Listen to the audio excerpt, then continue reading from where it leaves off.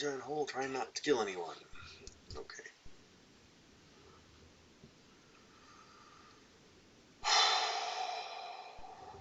Showtime.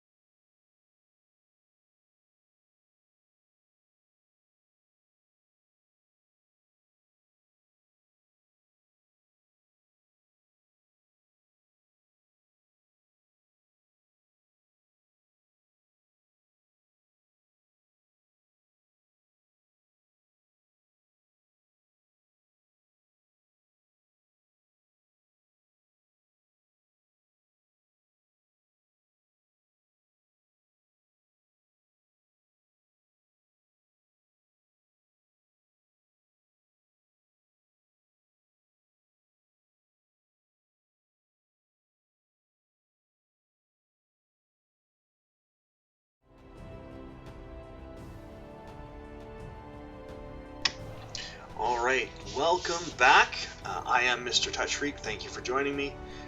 We are playing Dwarf Fortress today.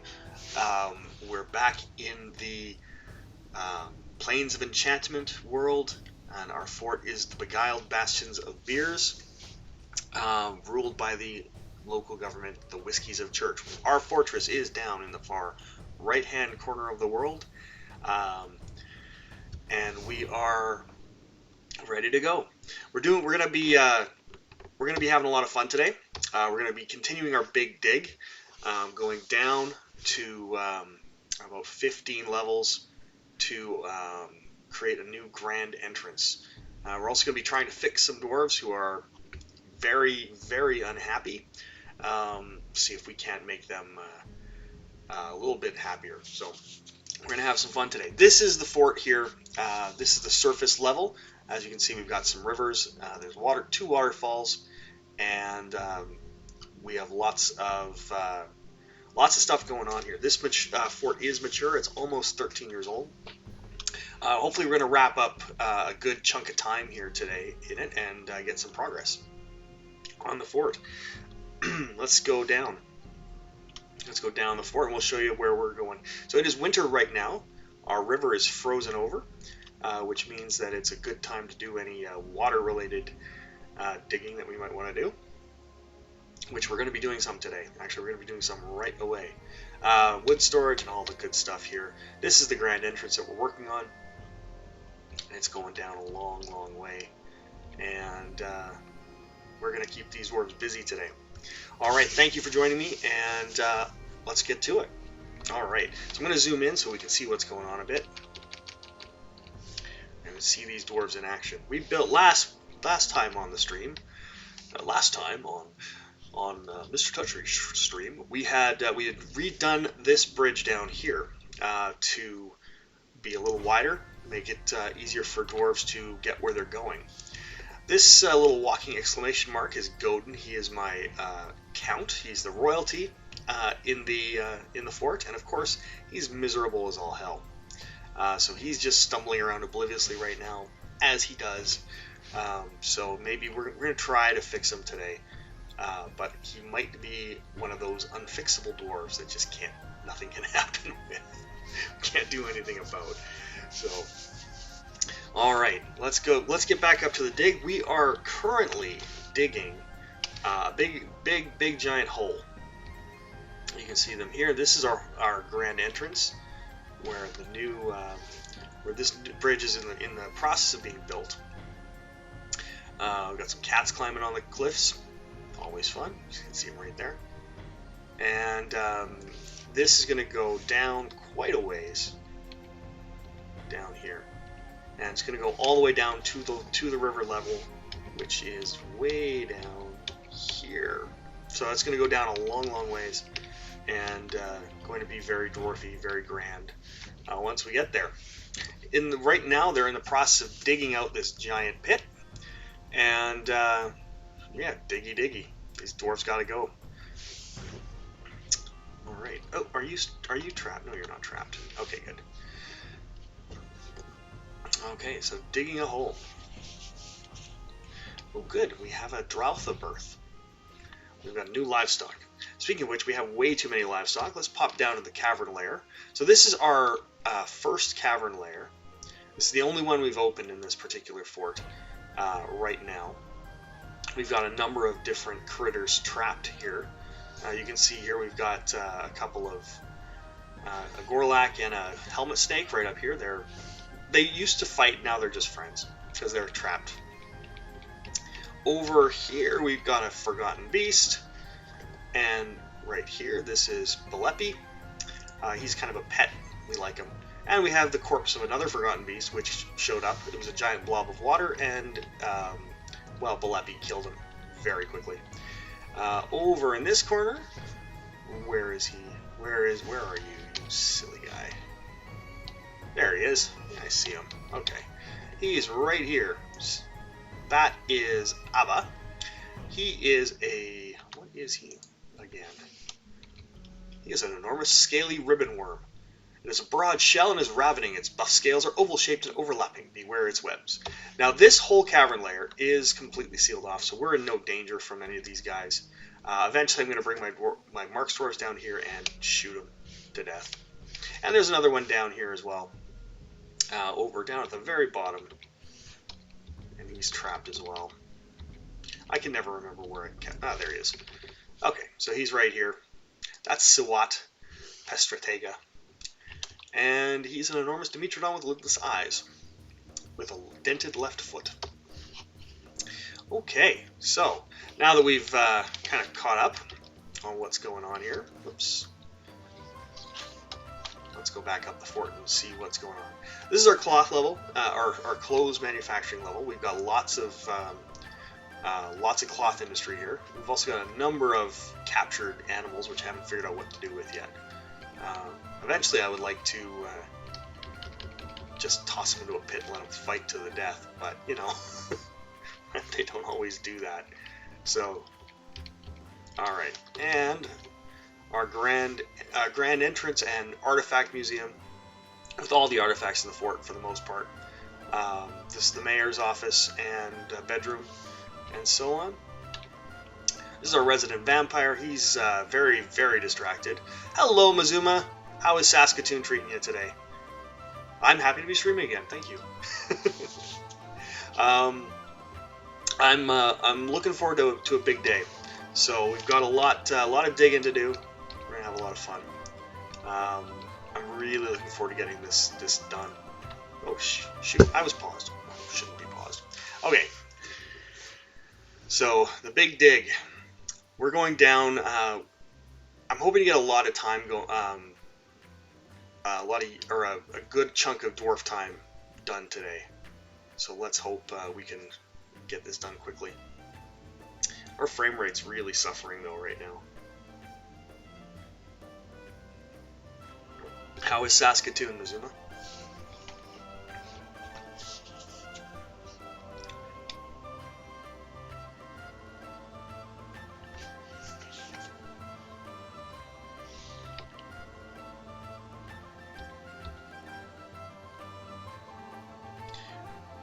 Oh, we've got a petition. Who wants to join us?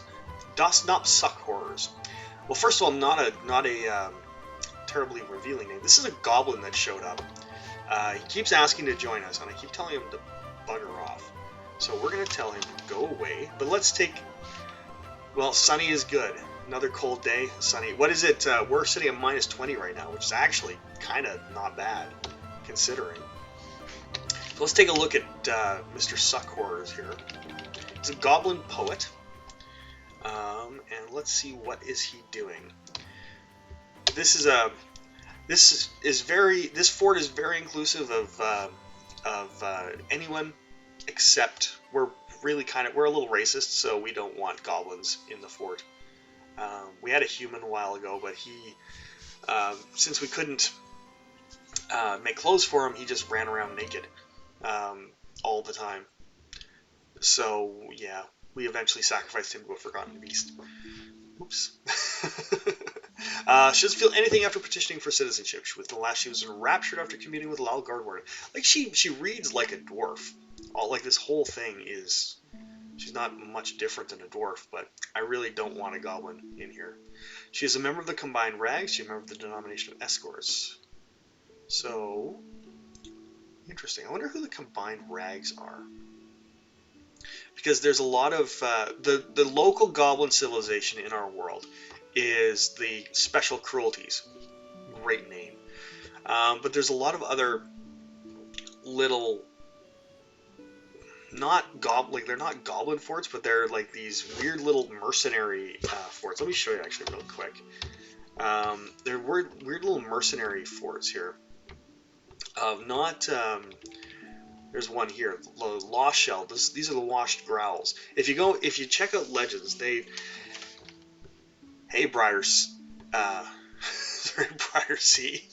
C7. I'm gonna just call you that. Actually, when I started streaming, I swear to God, I didn't think the hardest part would just be pronouncing everybody's usernames. So great to see you, Briar C. So this is the Washed Growl. I checked them out in Legends mode when we started the fort. Briar works. Gotcha. And these guys ally. They're basically not. They're not part of any civilization, but they ally with the goblins all the time. So you'll see them show up at battles that the goblins and sieges that the goblins do, but they don't actually do anything themselves, which is really interesting. I would love to raid them, but I don't have the dwarves and I don't have the armor for it yet. These are our forts here. We have a really healthy, really strong civilization, but they're all clustered up in this top corner of the continent. Basically everything is. There's literally nothing around us at all. We are down here, I think. Oh no, we're right here. Right there. So Beguiled Bastion of Beers is right there. And we have two little forts down here, which are hillocks, so small, little tiny settlements that are economically linked to us. But they actually never really do anything. Oh! Torchbot has workers available. I'm going to request some. Let's see who we got. Go to web paint. He's my messenger. I have no messengers. I need a messenger. They have an armor user swimmer. Ooh, he's good. Okay, I'm going to quickly... Let's make a messenger. So a messenger is a special dwarf. Actually, sorry, one thing. Let's go and tell Dostin Gosp, Mr. Suck Horrors, to bugger off. Go away. Okay. Now, we're going to make a messenger. We're going to go into L for locations. And for the Beguiled Bastion of Beers, we can do a messenger. Where's Domas? Ah, shoot. Okay. We have a messenger. Who is he? Who is he and why isn't he doing his job? Maybe I need to actually... I haven't done this a whole lot. I'm using the messenger. I've sent raids out. I've never really done messengers. So let's go for request workers. And can I pick... Yes. Request. Request. Done. Okay. So we're going to send a messenger out to Torchbot. And... maybe we'll get a new dwarf. He looks like a good one. Okay. So diggy diggy. Briar, I hope you're doing well today.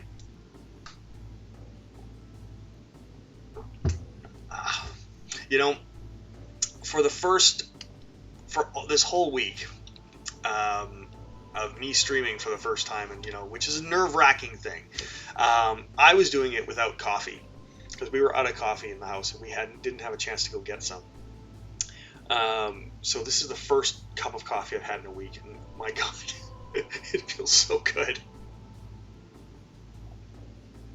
So you'll pardon me if I make love to that cup of coffee for a bit. All right. So they are working hard. Now, our temple, we're down to the temple level already. That's nice. All right, let's clean up a little bit of this. I'm not a huge coffee drinker. I find it puts me to sleep rather than wakes me up. The caffeine crash will put you to sleep. Whoops, we don't want to we want to dump those. Yeah, I get what you're saying, for sure. Excuse me. I've been drinking tea over the past week, which actually, honestly, gets me a lot more energized than coffee does. I think I have a rather large tolerance to coffee now. I drink an awful lot of it. People, I don't know why do dwarves take off their trousers in just the middle of the food stockpile room, or anywhere for that matter? Can you imagine that? I feel like I miss out on the coffee buzz and then just get the crash. It's not possible, or it's possible, certainly possible. That is great. I love my caffeine. Recently I've switched to yerba mate tea, which I prefer to coffee. I don't drink tea often because it's a pain to make. It's harder to make a giant pot of this stuff like I do with coffee. So I don't drink tea as often as I would like, but I really like it, and it gets me more of a buzz than coffee does every time. So maybe I will, because I've been starting to drink my coffee with I'm making it in a French press, which makes the most delicious, rich coffee you will ever taste. It is glorious. But I brewed my tea in a French press in the same fashion as coffee, yeah. And the coffee is so much better in the French press. But but it doesn't get you as much, right? Because you get about half as much. My French press is about half as big as my drip coffee maker. And with coffee, quantity is important. All right, we're going to start. We're done the dig. Huzzah, we're done the dig. So let's get smoothing. Smoothie hole. That sounds filthy. Oh my God. Don't ever let me say smoothie hole again.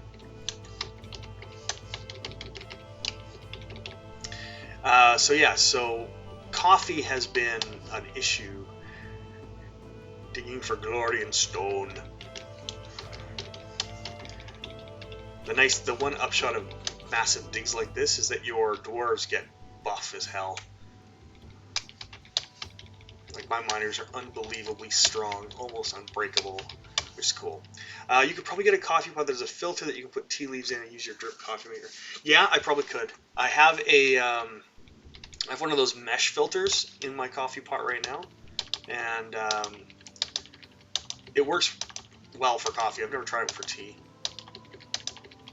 But drip coffee is limited in some ways. Like, it's not as good as French press. I'd rather make tea. If I'm going to make tea, I want it to taste really good. So make it the way the Brits do. Scalding hot water right on the tea. I actually, hey Dimmy! Hey, nice to see you! Thanks for popping by, man. It's really appreciated. Welcome to Dwarf Fortress. Since I'm not playing Blood Bowl right now, I have to get my dwarf fix in somehow. So we're building the fort, we're digging a hole. But thank you very much for popping by, and I appreciate the follow that you tossed me the other day. Did you how how did you recover after that 24-hour stream, which was epic, by the way? That needs to. Okay, so I missed a square here. That needs to get dug, and it is the last square of the dig.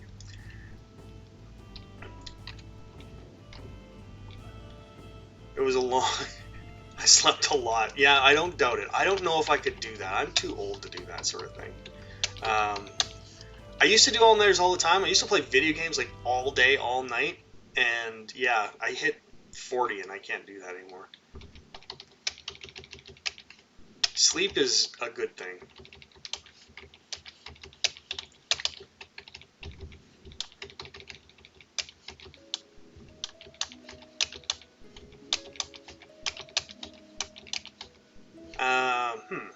I'm gonna. I hear you, man. I hear you. So I'm gonna. That's all I'm going to dig out for right now, because we're gonna expand this area as we go down a bit. Eventually, it's gonna take up all of this little area here, and I feel like there should be just this tiny little layer of stone in between the river and the cavern. Well, here's to sleeping, and here's to coffee. All right, so let's let them get to work here. We're smoothing some stone here. Oh, thank you. Those are I've got 3 of them. They're hard to see right now. They're not all on cam, but yeah, they're adorable. They're such cuddle monsters. It's great. Okay, so we're gonna go. We're having some frame rate issues right now, so we're gonna go and start culling some animals, because that does help. We also need to throw out some trash. Trash buildup really kills frame rate. So, because dwarves have a nasty habit of just taking their clothes off wherever and just leaving them everywhere. So we're gonna find some horses, and we're gonna mark those for slaughter, which I have to do with B. Okay, so we want a horse. Slaughter that one. Basically all the adults. It's going to be a horse genocide. They're only good for meat anyway. So they're not really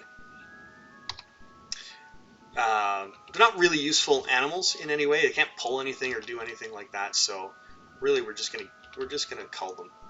One thing we do want to keep is our llamas, as many of those as we can. So that because we shear them all the time, and they are the basis of our cloth industry. A big basis anyway. So we're gonna actually do that right now. We're gonna shear animal, and we're gonna set that on repeat. So basically, they're gonna pull in llamas to shear them until there aren't any more. All right. So that is that. We'll go up here.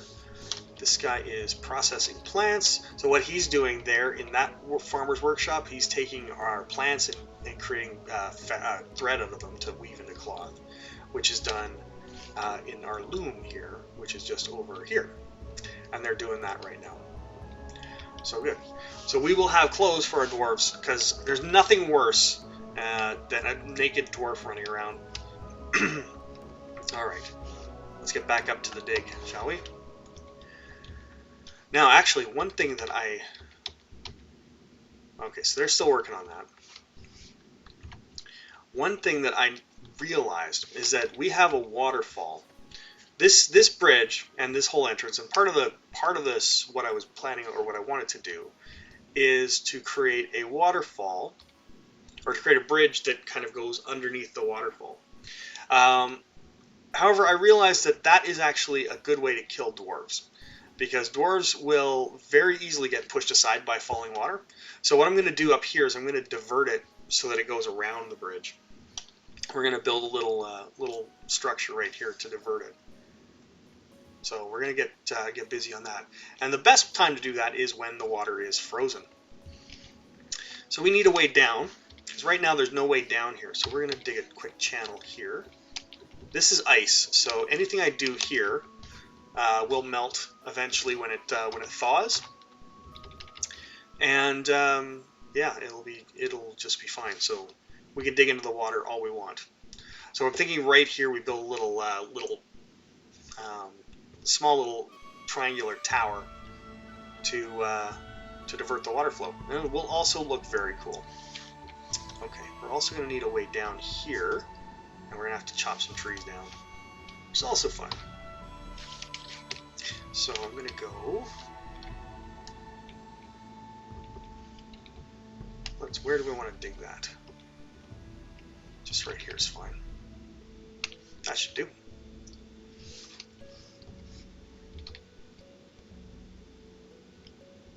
And I think we're going to need to do the same thing over on this side as well, just to make this area a little wider so that the river, the water's got somewhere to go. But that's going to be a little trickier because, oops, pardon me, hit the wrong button. So we're going to dig a ramp up, designate an up ramp.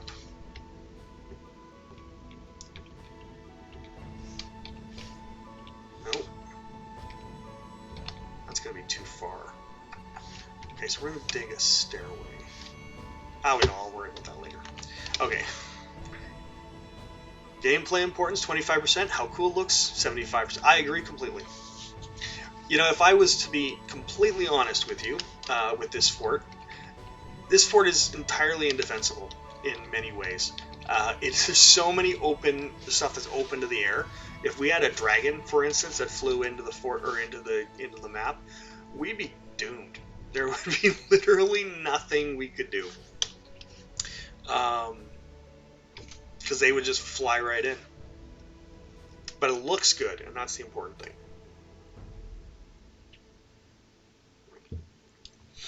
Okay.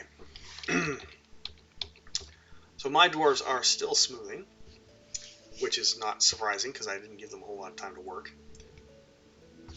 One of my big problems with this game is focusing on one thing at a time. I normally try to do too much at once. Okay. So what we're going to do also...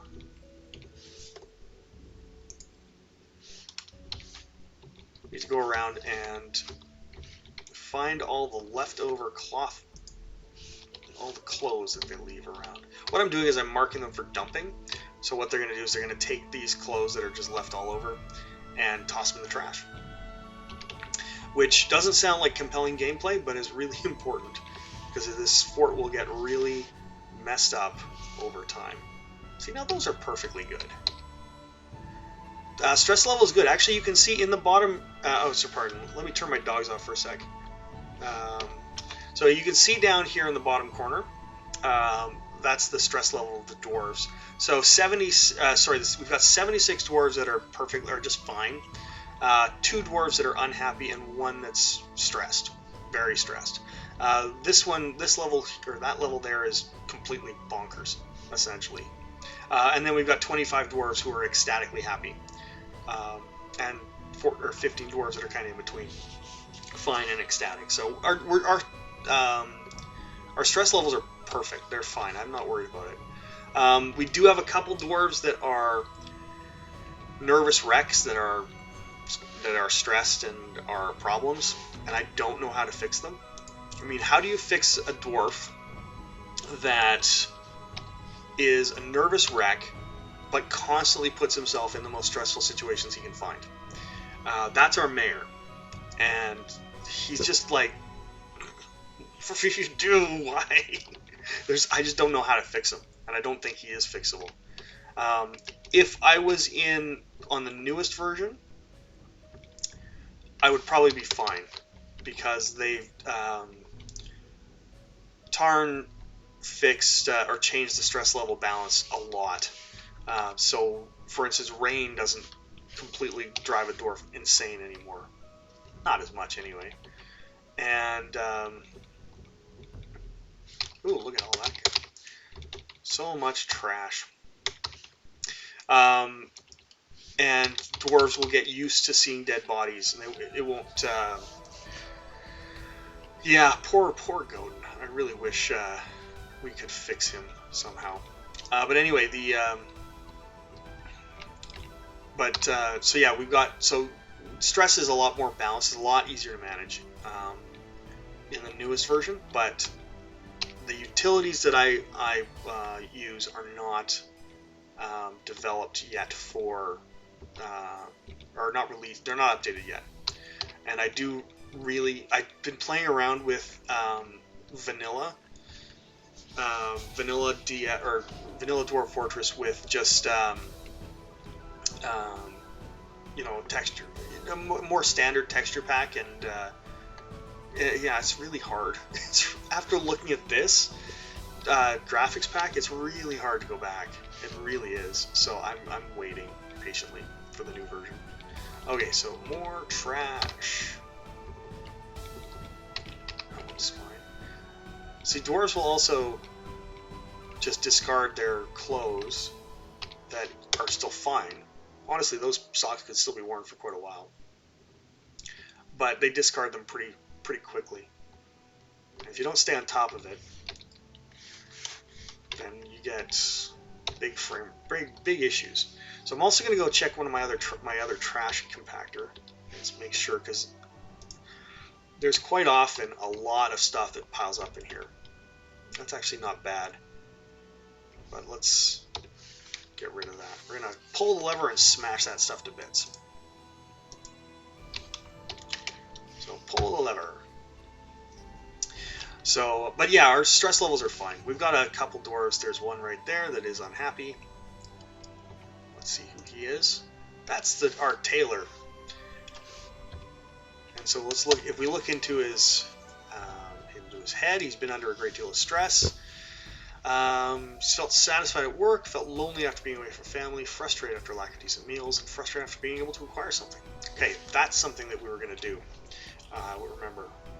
So this is, if you're not familiar with Dwarf Fortress, yes, Mazuma, yes it is. Which, if I was running Windows, would be awesome. But unfortunately, I am running Linux, and it does take a little bit longer for it to get ported to Linux, which sucks.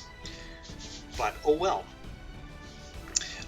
So, if you're not familiar with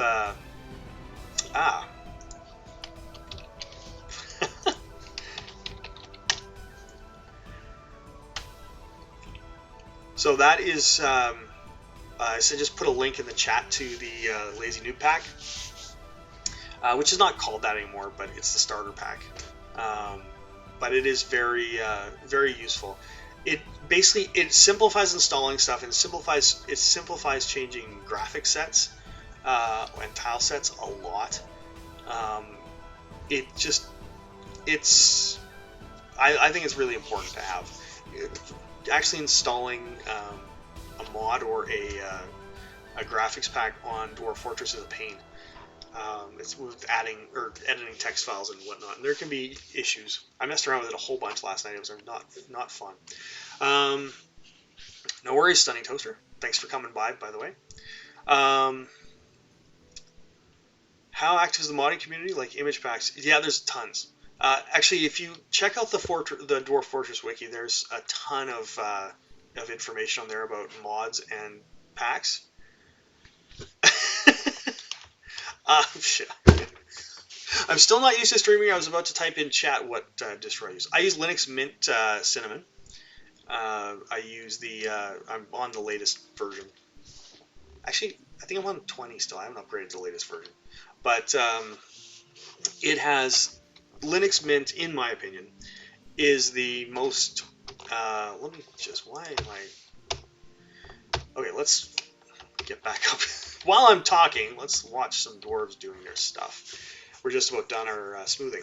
So yeah, I find it's the most polished. It's the most it's complete distro that there is. I've tried Pop, I've tried Manjaro, I've tried a bunch of stuff. I've tried KDE, I've tried them all, and Mint is yeah, I don't like snaps, but Mint is it's the one that it's complete, and it's also the one that has the right workflow. Like when I switched from Windows 7 a couple years ago, I put it in and it was just instantly I was at home. So all the shortcut keys were the same as what I was used to. The workflow is exactly the same, and it just felt right. So I've tried a few other things, haven't found anything better. And really, there is nothing that works better than Mint, as far as I'm concerned. Although I do miss the AUR. That is a really nice thing. Okay, I think we're just about ready to start digging down again. So we're going to start. Okay, so we don't have anything to worry about here, really, with digging down. So we're going to go and designate. So as I mentioned last time, I envisioned this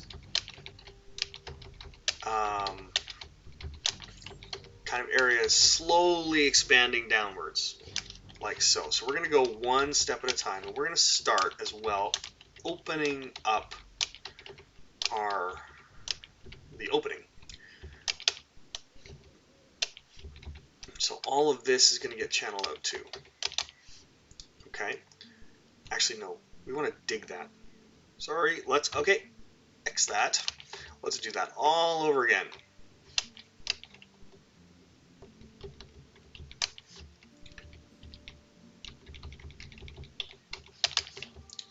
Okay. So I don't want to channel that yet. I want to dig it. Basically just going out one more square.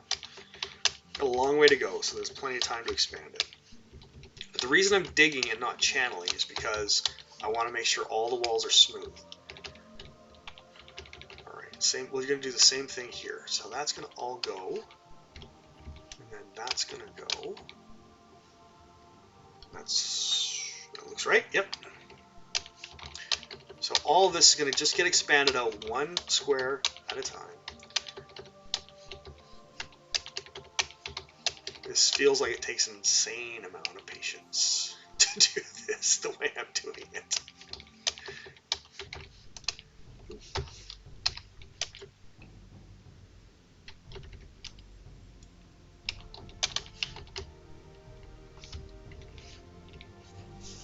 My favorite distro is Arch Linux, only because when I installed it, they had to compile your own Linux kernel and can move everything, and I felt I did not need. Feels like it's gotten more streamlined now. Yeah, Arch is a lot easier to install than it was, because you just follow the wiki. Just follow that. You can still compile your own kernels. I mean, I can do that on anything. The thing that most people don't get about Linux is that, and distros. I mean, there's so many distros out there, like, holy fuck, what am I going to use?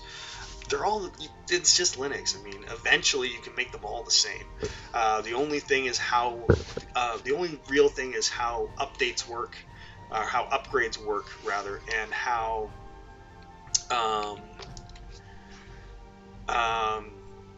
your updates work and how your package manager works. And really, that's more than anything just a matter of syntax.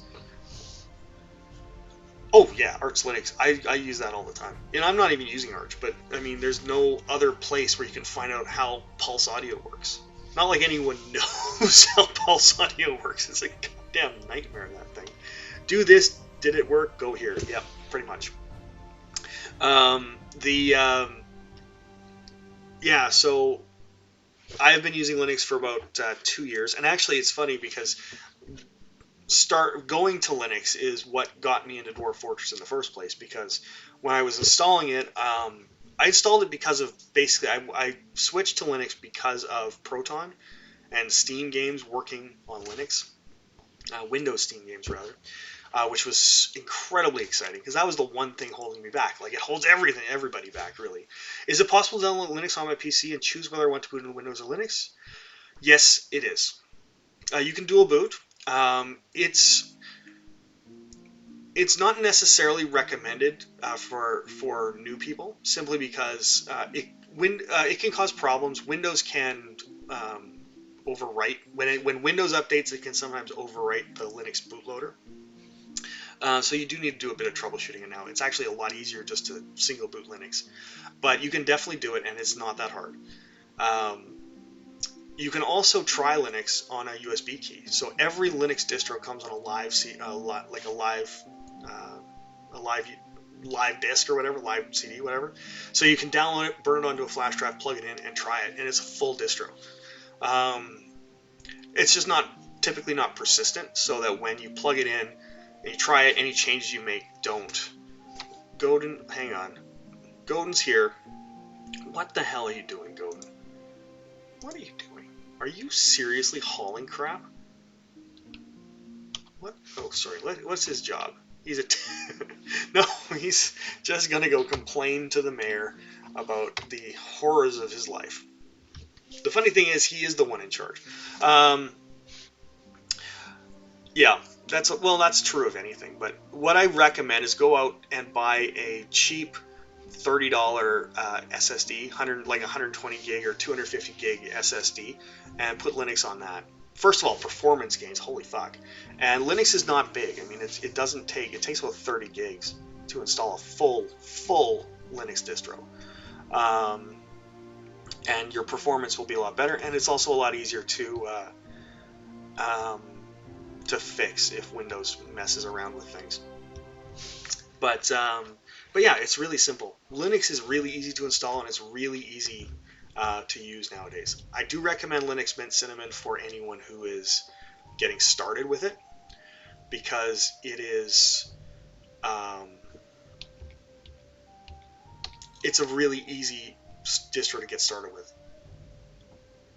Why did I switch to Linux? Well, first of all, I've always tried to use alternative OSs to Windows. I hate Windows with a passion. I always have. So I never used Windows 3.1 back in the day. I'm old. Okay, just bear with me. So when I switched from DOS, I went to OS2, which is still to this day my favorite operating system. I loved that operating system. I still have an image of it on my hard drive, and I want to install it and use it for something, but in a virtual machine or something. But anyway, so I've never really liked Windows, but I had to use it for a good long time because there was really no alternative.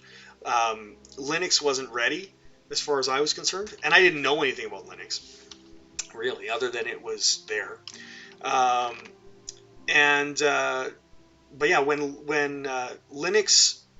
So anyway, so I've hated Windows for a long time. Two things happened in 2018 that made me switch for good. So I've played with it, I installed it, and played around with Linux, but it never actually stuck. So two things happened. So first of all, Windows 7 was announced the end of support. So we're not getting upgrades for Windows 7 anymore.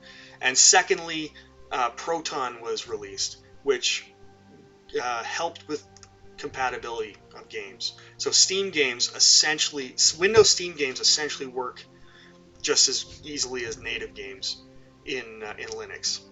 I would definitely recommend the live USB to poke around. Linux can be so small, it depends on the GUI you install. You can load the entire OS into RAM. This is true. Puppy Linux will load entirely into RAM, will run on a 486 essentially. Linux is phenomenal in the fact that it will let you do anything you want with it, and you can install it on a typewriter practically. And I'm sure someone has. All right, my dwarves are done the dig. Excellent. Now we get to smoothing.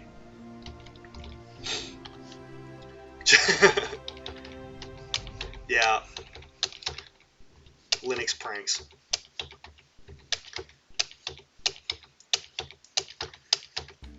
RM, just so you know, Mazuma, RM is Linux's delete command.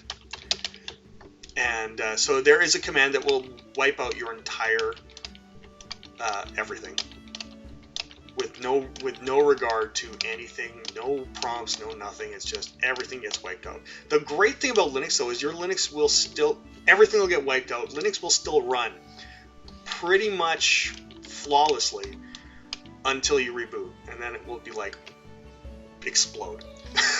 So it's actually hilarious. I've had it happen. I actually had a on this computer. I had my home drive. Linux gives the power to the user. This is true. My home drive went south, so that's basically the equivalent of the My Documents folder in Linux or in Windows. it went south. So all of the programs, all the data, all the config files, everything went south. And Linux ran for 3 weeks. I was having this issue where I couldn't open my file browser, but I didn't really need it, so it wasn't really an issue. But yeah, it ran flawlessly for 3 weeks with a bum hard drive with all the stuff on it. It was crazy.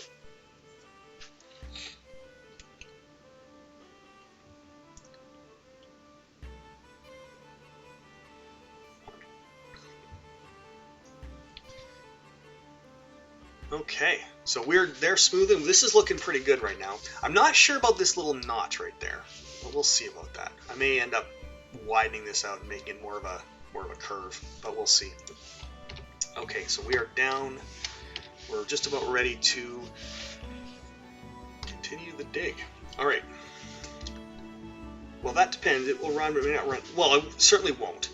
But most of the dependencies are stored on the OS drive. So I partition my OS drive and my home drive onto typically different physical drives. So I once deleted the wrong folder and it was a big oof. I was on a server and I just copied the folder from another machine to the same distro version and pasted it on the server and rebooted. Everything worked. Applause. This is very true. Oh, compared to Windows, Linux is easy to fix because you can actually fix stuff. It's not just, oh shit, something went wrong, reinstall. You don't have to do that. So I'm a big fan of Linux. I actually, for the first time ever, I installed Windows 10 on my daughter's machine. My daughter learned so many new swear words that day. It is not funny. And the great thing is, she's like, why are you... I don't want Windows, Daddy. Windows sucks. She's 10. It was great. I poisoned her mind. It was awesome. But yeah, she's 10 and she wants to play Roblox and she wants to play Sims all the time, which Sims works just fine. That's bad. I didn't know half that stuff. Oh yeah, well, there you go. I normally don't bring it up in Blood Bowl streams.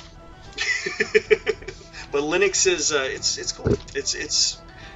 It's come a long way in the past 20 years. But yeah, I run Blood Bowl on Linux. And it works flawlessly, except there's one little niggly annoyance, is that every time if you switch focus from Blood Bowl and then switch back, the keyboard won't work until you hit Alt. It's just a weird bug, but it works flawlessly otherwise. So...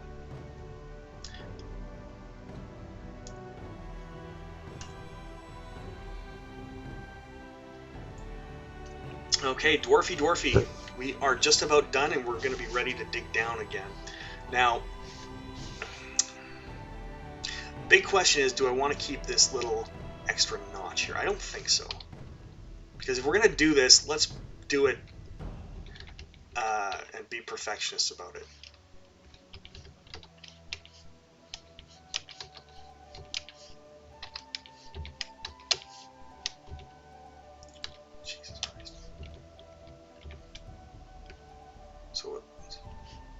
No, that's not what I want to do.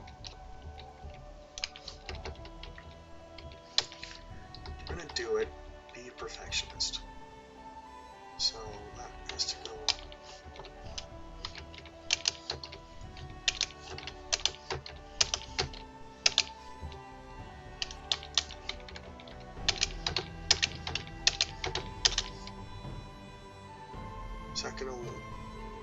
So that will be... Yeah, that should do. So let's see how that looks. That also depends. Once I did an upgrade on the distro, I blew my OS to the wind and ruined hours of setup, all because of a bloody GPU driver from AMD. Windows has a place in your heart for servers? Bite your tongue. Mister, I was wondering if you have a Danish blood. Yeah, actually I do. But that goes back a long ways.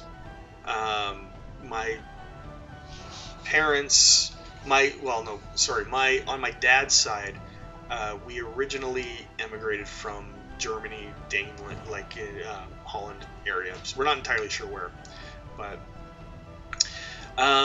Windows.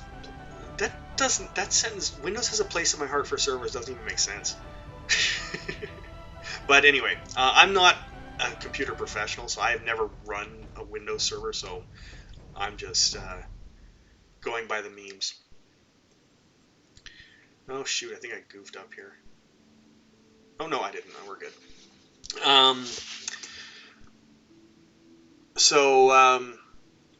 Yeah, well, have you ever tried to set up a domain on Linux? Just end me. Okay, fair enough. Fair enough. Active Directory is a reason to run Linux. I get it, or run Windows rather. But anyway, it's from a personal standpoint. I mean, I haven't sacrificed anything. I can't run Fortnite. Woohoo! But and there's been a couple other things, like I wouldn't mind trying Apex Legends or any of that kind of things, but the one thing that the one thing you can't run on Linux is any kind of anything that requires a kernel level anti-cheat, like Fortnite, like Apex Legends, or any kind of competitive games.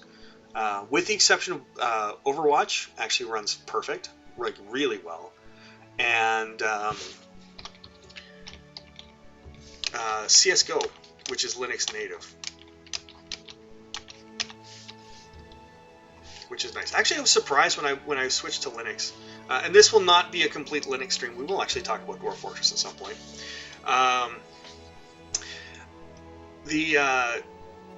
I was astonished at how many of my games were already Linux native, like the Civilization series, CS:GO. There was a ton. I had no idea they were available for Linux. The new Valheim, the new craze, it was actually developed on Linux and is Linux native. I was stunned. Half my Steam games worked flawlessly out of the box. But anyway, the whole reason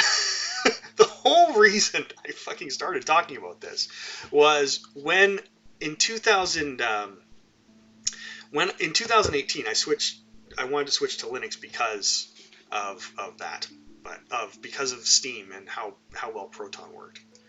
So that's why. It's a very long-winded and rambling answer to your question, Mizuma. But yeah, Valheim. I found that out yesterday, and I had no interest in the game other than until I was, oh shit, this is Linux. So yeah, let's put it on the wish list. Yeah, there's not a lot of sacrifices. Oh, sorry. And the other thing I want to talk about is that when I switched to Linux, I was looking for free Linux games that Linux native, and I ran across this thing called Dwarf Fortress. I'm kind of obsessed with dwarves. I love them. I always have. When I play Blood Bowl, I only play dwarves.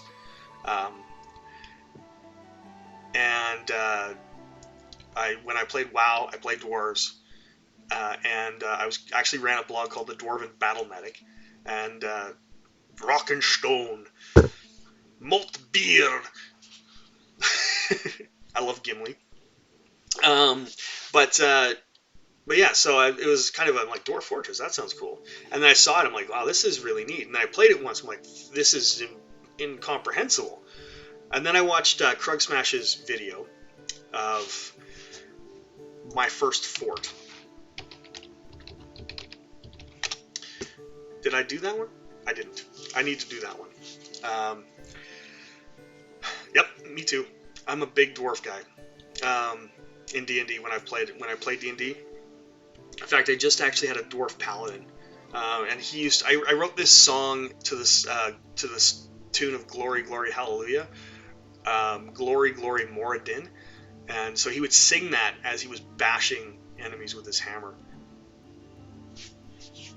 I'm now playing a totally emo halfling necromancer, which is not nearly as much fun. There's no singing with halflings, or with this one anyway. He's totally. He's actually not very fun to play, but oh well. Alright, we are done the smoothing. This level is done. So we're going to go down one more. This is going to be a whole bunch of clicking.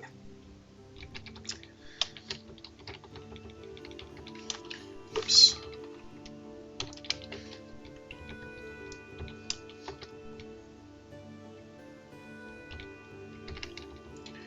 Alright, so we're not... Oh, okay, we can do each. So we are... Once we get these guys going, I'm going to start looking at some of my dwarves and seeing what they're doing right now. Because I get the feeling that there are some dwarves that need some attention.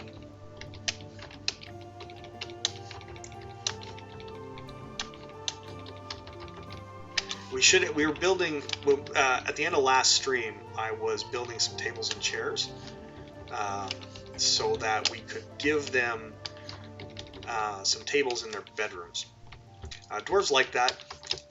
I'm pretty sure it helps with their need to acquire something when you put something in their bedroom. So I'm hoping that's going to give some dwarves some happy thoughts. It might not, but you know what? I was also building my bedrooms with enough space to have a table in there, so it's long overdue.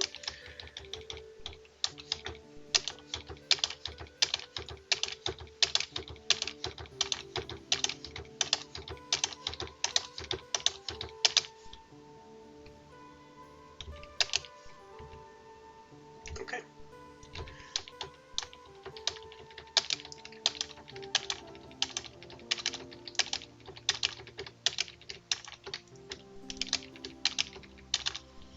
It's also, but I will say this, Briar, it is really nice to meet some Linux people in the wild. I know that this particular game, there's a fair number of us, but you just don't see them you don't see Linux people very often. So it's nice to chat with somebody who's enthusiastic about it. Most people just kind of gloss over when I start talking about operating systems. Like my wife, for instance. Yeah. But I switched to Linux, and there was a lot of complaining, a whole lot of bitching about how things weren't exactly like she was used to. And then I just kind of stopped when her computer just worked. So, yay, Linux. It's actually been a lot less hassle.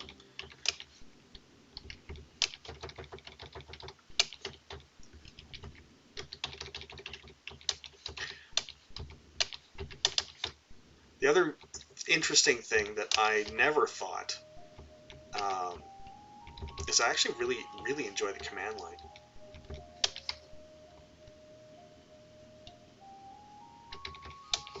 Anyway, so we are digging. So what we're doing right now is we are digging down. So this level was dug out, and then we smoothed all the edges, and now we're gonna dig down one more level.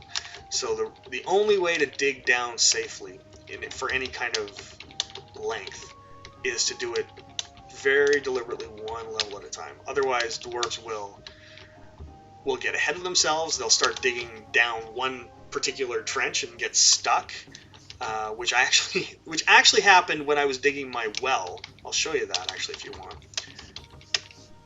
I mean, you may not like Windows, but Windows PowerShell is quite amazing. Arg is better than Bash. It's possible. I've never used PowerShell, which I probably should, but I don't. Windows is never really. Actually, whenever I go to Windows now, I'm always disappointed that there's no command line, or the command line is so useless, because doing stuff in the command line has become second nature and really fast. So I pop up the command line all the time. If I ever use Windows, again, I will put PowerShell. Actually, I'll probably put Windows subsystem for Linux on it and just use Bash. But I'm going to take a quick break and go grab a coffee. Give me 2 seconds. I'll be right back.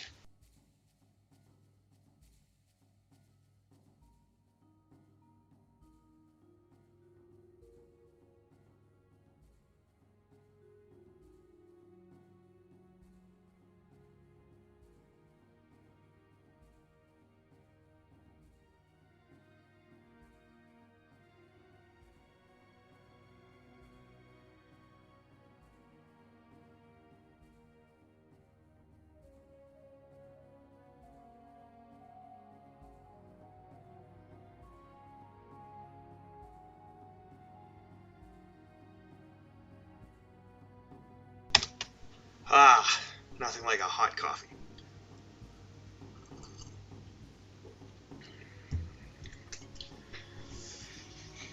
Yeah, I know it was part of the power tools, but I also didn't know how to use it. PowerShell.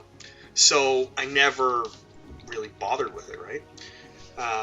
Now that I like the command line so much, I would probably install it again. But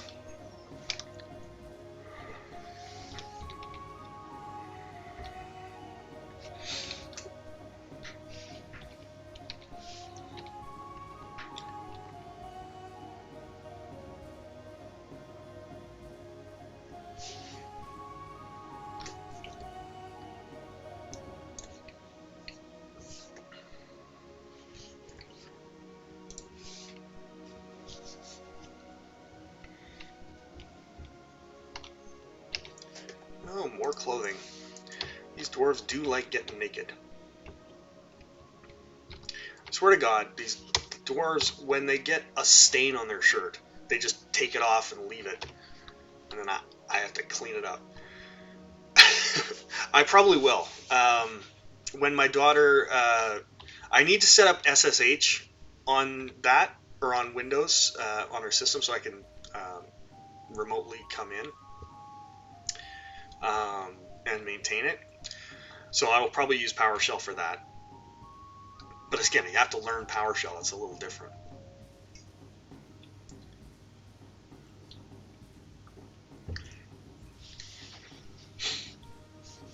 What are you carrying? Who's this guy and what are you carrying? Oh, this is our chef. He's going to render fat, which is very exciting, I have to say. We're going to make cheese. I don't know why they're not making cheese. And we're going to, what we got? Because we have a lot, I have a number of work orders.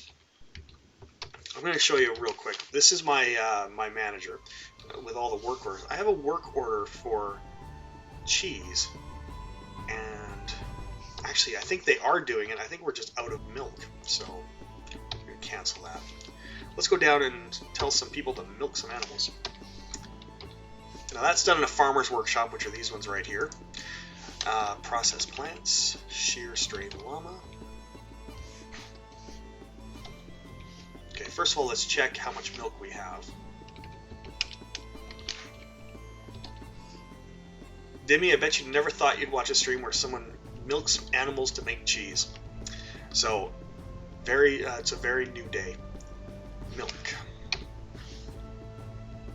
So yeah, we have no milk. That's our problem. That's why we're not getting cheese. We have tons of food. We don't really need it, but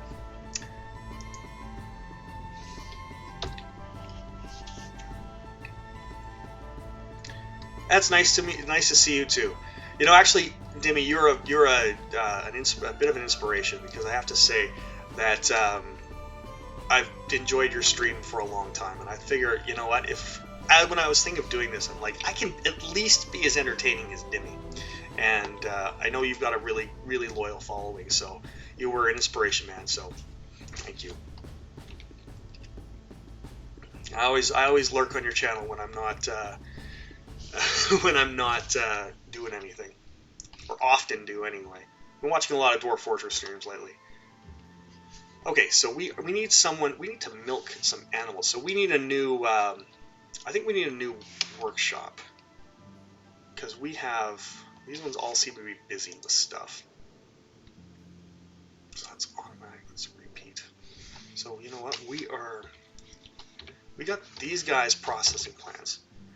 We have a lot of farmer workshops. So we're going to process plants here on a repeat.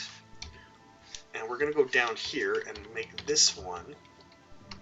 We're going to put milk animal on a repeat. Okay. We should also make some barrels. So when you make food in Dwarf Fortress, they need to put it somewhere. So they need to put it into a barrel or a stone pot of some sort. And if they don't have any available, they can't do that. So this is a good opportunity to show you guys how the manager works, and how work orders work, and how you can make them kind of automate stuff. So we're going to create a new order.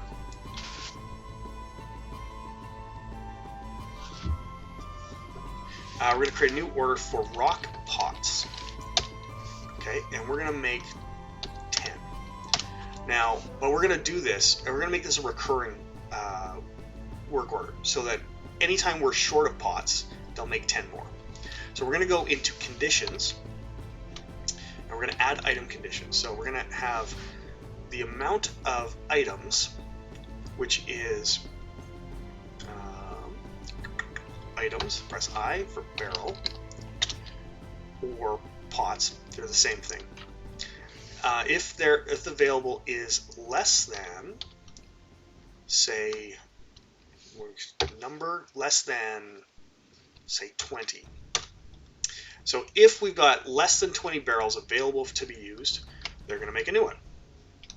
This is going to be checked daily. You can see up here, but we could also change it. Oh, pardon me.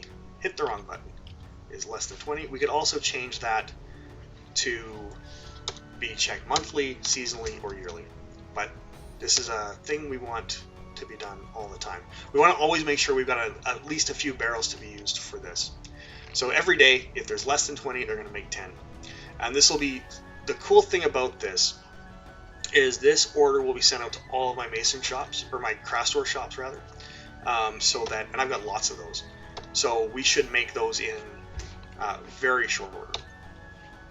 Okay, good. Will they check for empty? Yes. So it is available barrels, so empty ones. So yeah, I won't check for full ones.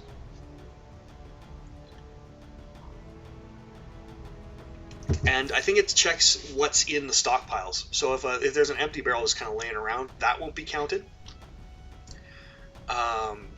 And it's just a question of whether. So yeah, so it's available stuff. So that's good.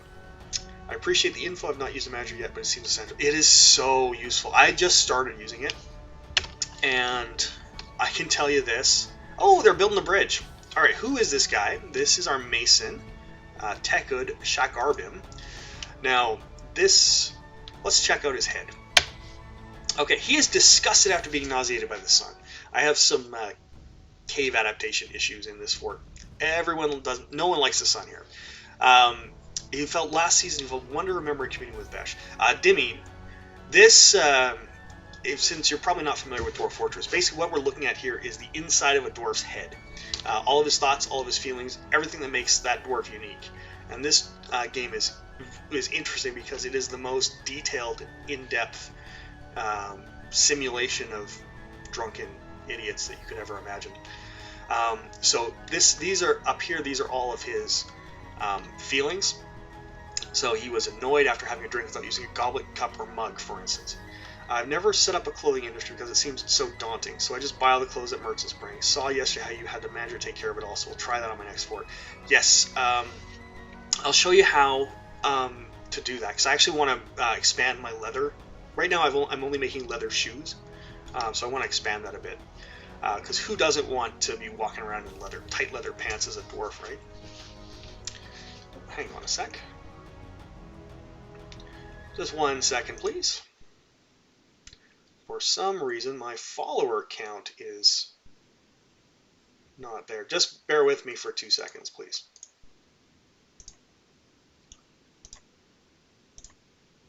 There we go. There, that's better. Can you do research on gods like the one you mentioned? You can actually look into them. First of all, you can look into them on Legends mode. Is one thing. You can also check them out in if you go into, say, build a.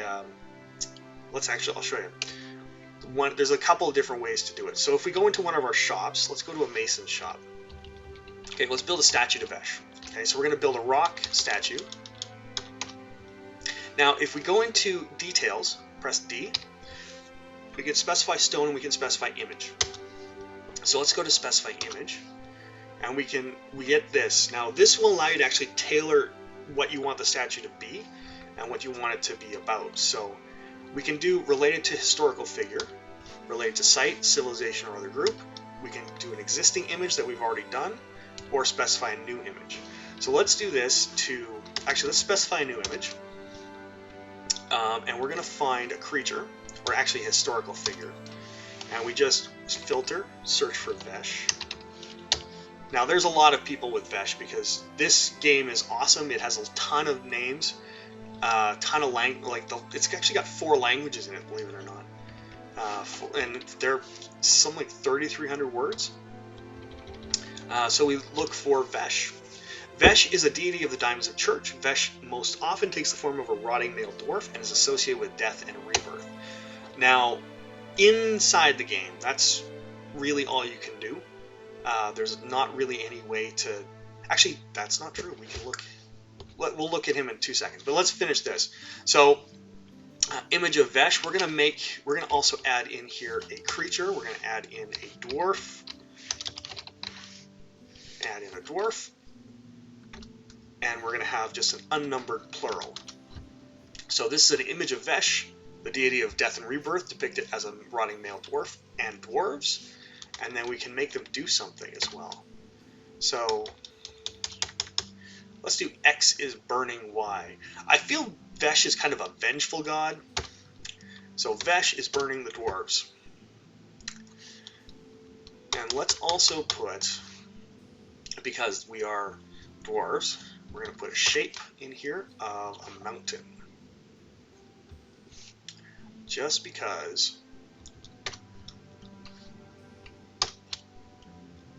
Okay, so the creature of the creation of tin, which we can also rename if we want. This is an image of Vesh, the deity of death and rebirth, depicted as a rotting male dwarf, dwarves and mountains. Vesh is burning the dwarves. Oh my god, it's so cool. You can make a lot of really cool stuff. Alright, so we're making that statue with that particular image built on there. In fact, all the engravings that we've got on the fort, all the statues, they've got artwork. And you can actually go in and you can see it. Some of it is insane. And dwarves will make images and statues of the weirdest stuff. I mean, you'll make a statue of a dwarf puking his guts out. Who knows, right? Dwarves are a weird bunch. But there's another way as well. So if we go into a dwarf, let's go back up to our mason here that we were looking at just a second ago. Let's zoom in on him so we can see him. The green X is him being nauseated by the sun. So all of this red stuff, Dimmy, you'll appreciate this. All of this red stuff is dwarven puke. It's red because they drink dwarven wine all the time. A lot of dwarven wine. That's really what a dwarf consists of. So, okay, so let's look at our mason here and see, because we can also look at a dwarf's relationships. So this is in the dwarf view. So if we look at relationships, you'll also see his deities. So his relationship to Vesh, and you can click on Vesh view, and you can see a history of what that deity does. So this is basically the Legends view of Vesh. So Vesh is a deity of the Diamonds of Church. Vesh most often takes the form of a rotting male dwarf and is associated with death and rebirth. In the late winter of 86, the Urns of Cleaning was created by Vesh. That's a religion. In 105, he received the worship of the dwarf necromancer Arnold Touchtorch. That's not great. 143, he cursed the dwarf vampire Rovad Crudegallies to prowl the night in search of blood and conjure addicts. In 196, It Must Have Been Rest was authored by an elf in Plankmark in order to glorify Vesh after praying to Vesh. So a bunch of books were written. He received the worship of some notable people. And in the late autumn of 248, the most recent one, Emotions of the Plague was authored by the goblin Bax Prowlies in Steel Cage in order to glorify Vesh. So there you can go. You can actually take a look at not just the deities, but also the people. So Skin Caverns, for instance, is one of our military dwarves. He killed a forgotten beast. So if we view him... Sorry, can we do that? No, well, we can actually see him. So we can see his kills here. Obi Skin Caverns, the forgotten beast, died 260. And he's also killed a naked mole dog and 2 cave crocodiles. So we have some very cool... There's lots of in-depth stuff. And if you really want to get to the nuts and bolts of it, you can export your legends. Basically export all the stories of the world. Because Dwarf Fortress is not just... It's not SimCity. the world doesn't end at the edge of the map. That's one thing that most people don't realize. They don't understand how detailed this game is, because every turn, it's not just simulating what's happening in my fort. It's simulating what's happening in this entire world, of which I am just that tiny little speck. So all of these other fortresses, things are happening, people are dying, people are fighting, people are doing all sorts of things. And you can go into Legends mode, you can read these stories. And there's a bunch of great stuff. So, which is why this game has such an amazing following for a game that in its standard form looks like absolute dog shit. I'm sorry, Tarn. I like my graphics packs. But the Steam version is coming. I don't know, actually. I don't know. Honestly. It's going to be great because it's going to give the game what it's so desperately needed for so long, which is an actual functioning user interface. It's going to give you a proper graphics pack. It's going to give you a mouse-driven interface, which will make it accessible to new players. Because I don't know why, but the general computer user these days cannot use their keyboard for anything other than typing an email. And keyboard navigation scares people. So, yes, I'm excited for it, but it's going to be different, and I don't know exactly if I'm going to like it as much. Because I do use the keyboard for a lot. And I do use I don't really like mouse. In this game, I think doing things with the keyboard is actually faster in most cases. So, I don't know. I'm excited for it. I'm excited to see what it is. And I know they've been working hard on it. And it's going to be huge for this game. It's going to be huge. And I know it's going to bring a lot of people to the game and to the stream. So, yeah.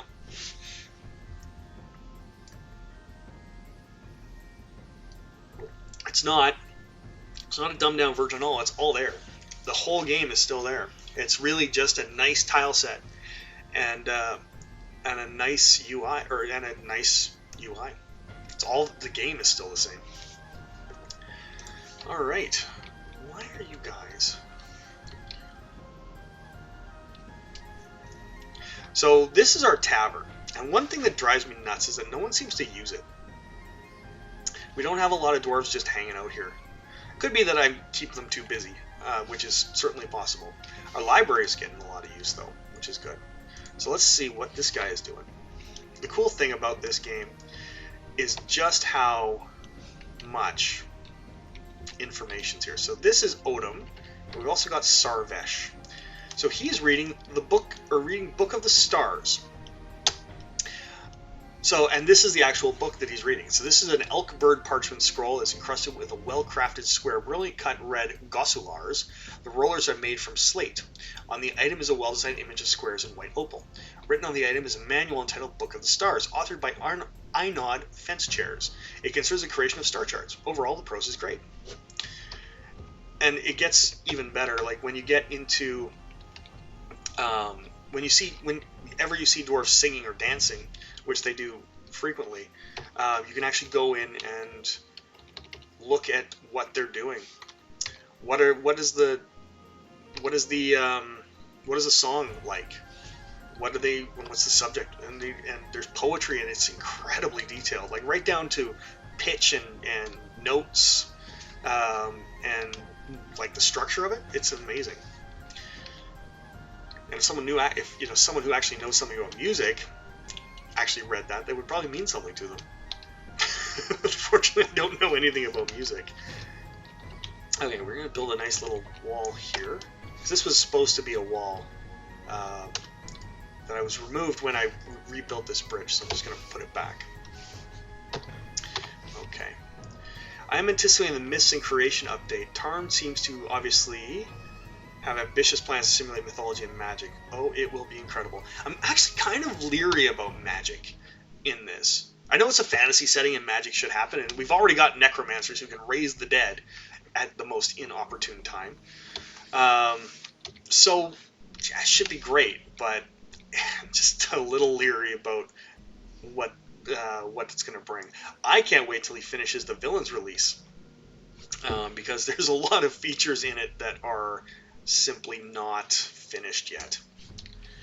But there's lots to do. I mean, the thing with this game is it's obviously a one-man show as far as programming it goes. So there is it's just amazing what he's managed to accomplish with this game, because it is incredibly complicated.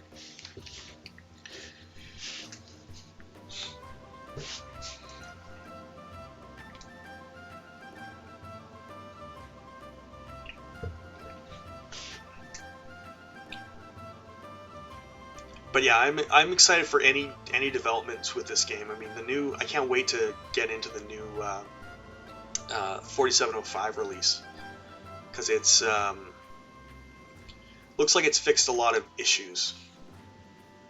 Might have gone too far with the stress issues though, because what it's done, for anyone who's not kept up with it, it's changed the balance of the stress level. So when a dwarf is unhappy, they get stressed. And there's certain needs that they need to be fulfilled in order to be happy, and that's different with every dwarf, which is what makes this game fun and also frustratingly impossible sometimes. Some dwarfs are simply unfixable. So they've changed the balance of it. So there's a lot of dwarves or a lot of things that don't affect dwarves as much anymore, or as frequently, which is going to be really good. It might save Godin's life, truthfully, if we can get there. On the other hand, he's such a miserable bastard, maybe he deserves to die, I don't know. Alright. So while they're digging, I know it's fascinating, I would have changed it differently. As an example, they should not want foods they never had a chance to have, lol. Yeah, that's true. But the thing is, it's all procedurally generated, so it's going to pick it at random. Foods that don't exist in the civilization, yeah, shouldn't probably be a preference. But maybe you love something you've never tried and you just don't know it. Dwarves don't necessarily know what's going on in their own head. And maybe, I give somebody giant rat spleen stew, and maybe that's their favorite thing and they've never tried it before. You never know with a dwarf. They do like the weirdest stuff. So, but that being said, when you've got a chef creating masterpiece meals and that's not making dwarves happy because they're not fricasseed rat spleen, then that's not fair, because they're having great food. It's just not exactly what they want. So they're picky fucking dwarves. That's what the problem is, right? They're just fucking picky as hell. All right. So, oh, you know what? I set a. Oh, we know they dug down. They dug down. Okay, good. Okay, so this is what we need to do. As I mentioned, we're gonna come here and we're gonna do some work up here as well, which we need to actually get on, because winter is ending. Okay, so we need to get up here. So we're gonna go. How do I want to do this? You know what? Actually, it's what we're gonna do. Where is that? So this wall here doesn't come all the way to the edge, which is fine. But this might actually give me a way to get down here easily. So what I'm going to quickly do is just remove this construction there. We're going to basically break a hole in our wall so we can get down. Oh, here I thought you were going to say winter is coming. Winter is almost over. Winter ends. So pro tip: if you're in a fort that ice is up, make notes of when it freezes and when it thaws, because freezes and thaws happen instantly. It's like going from Saskatchewan summer to Saskatchewan winter in a day. It happens fast. So, are all my bridges up? Yes, they are. Very good. Or down, rather. They're all down. Okay, so yeah, so you make a note, because if you have a dwarf anywhere near the water, when it freezes or thaws, odds are they're going swimming, or they're going to get encased in ice and and dead very quickly. So if they're walking across a tiny little stream that is just perfectly wadeable, when it freezes, they will be trapped and they will die. Which is one thing is a little unrealistic, but you know what? There you go. That's the mechanics. Well, hello, my Canadian brother from BC. Yes, hail from Edmonton. And we've also got a Saskatchewanite on the channel, or on the stream as well. And then a pesky Brit. But that's okay. We love Dimmy.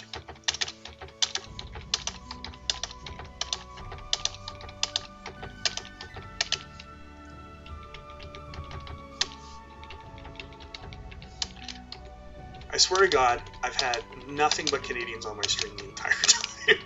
Everyone's from Canada so far, except for one gentleman from Colorado, and Dimmy, of course. Man, I come to watch DF and run into so many Canadians. I know, it's a very Canadian thing. I think Canadians are just fond of dwarves because we like to drink so much.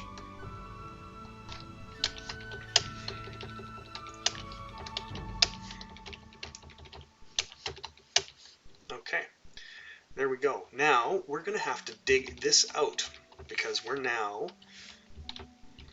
So this area right here is all gonna have to get dug out, because that is underneath this area here.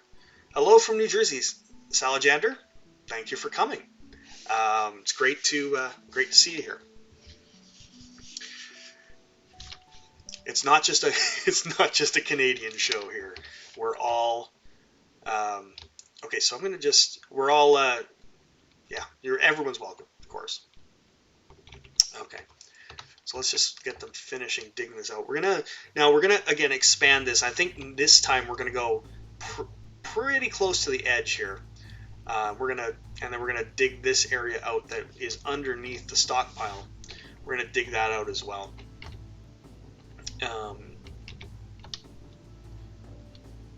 Yeah, you're all welcome unless you say Windows Vista is your favorite OS. Oh my God.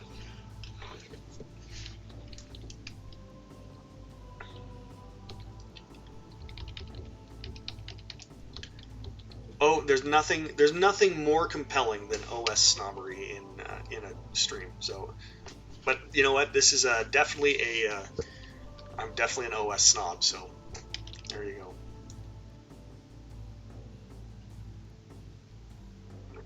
Okay, now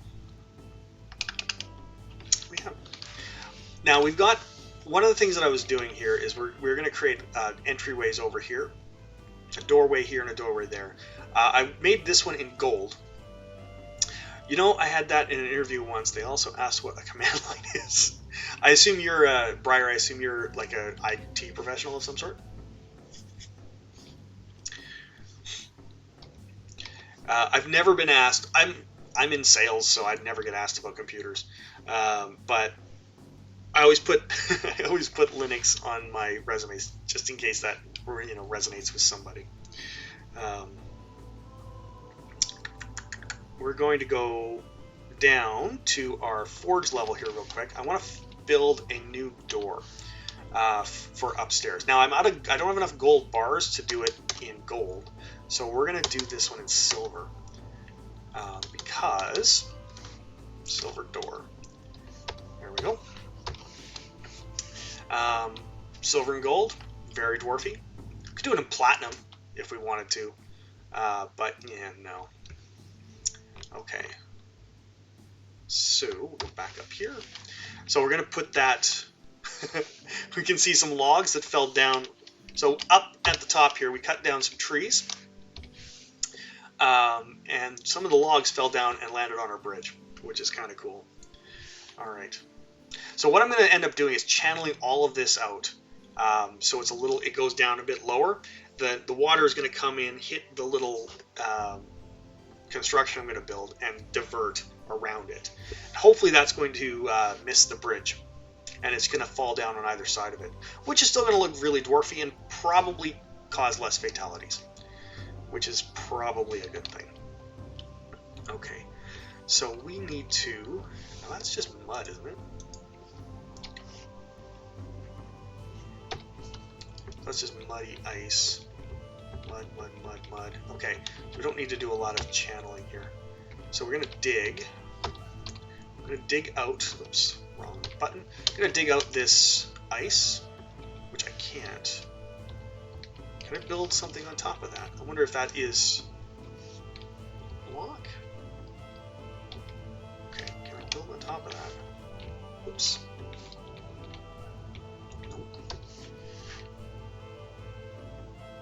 Oh, I bet you I know. Like, well, why can't I dig through that? Oh, I can. Okay. Guess I'm just not paying attention. So I'm going to need a way down. So what they're going to do is the dwarves can walk on the surface of the ice, which is here, and then this level is down. This is basically just mud. So there's no water down here, or there was no water down here when it froze. So I need to create a way. You know what? I'm going to do this a lot easier. I'm going to build right here on this square. I'm going to dig this out, dig that out. I'm going to build a door there, which will allow us to get into this area a lot easier. Actually, it's going to solve a lot of my problems. But that way we don't have to worry about dwarves, say, walking on a frozen river when it instantly thaws and they go swimming. Hey, Trash Mac! Great to see you again. Thank you for stopping by. So far, one of my favorite things about DF is the feeling of satisfaction when a construction project works out like you want. Yes, that is great. It's also just as much fun when they don't work out the way you want and it's a complete and utter disaster. That is also fun. Okay, so you know what? So we've got muddy ice here. Let's see what is that? Alder log. No, wrong way. Sorry, here we go. So that's an ice wall and an ice wall. So that is... Okay, I gotcha. And they're designated to be dug. That's fine. Okay. It's either fun or fun. Fun is a thing. Let's see what happens with this guy. What this is going to do, now this dwarf right here is digging out these ice walls. Now that's left an ice floor above it, but that shouldn't bother us for right now. When it thaws, they'll just melt and collapse. And just turn into water. Now, I've opened this up, which means as soon as it thaws, our whole fort's going to be flooded. So let's put a door there and make sure that we don't die. So we're going to build a door, and we've got lots of doors. Let's make sure we don't use a good one. That's interesting. I've got some doors that are showing some wear. I wonder if they were getting beat up or something. Someone must have been attacking them. Like monsters. There are some monsters in the world that are building destroyers. They can destroy any building that you build. And so when they do, they hammer on them until they break. And in which case you can see a door with wear. So that's probably what happened there. I just don't recall that happening. But those were the two doors that were on the bridge. Right down. If we go down here, that's these two doors here, and they've been in use for a while, and they probably had a were creature beat on them for quite a while, and that's probably where. See all that beautiful vomit on my silver bridge or my platinum bridge? I love my dwarves.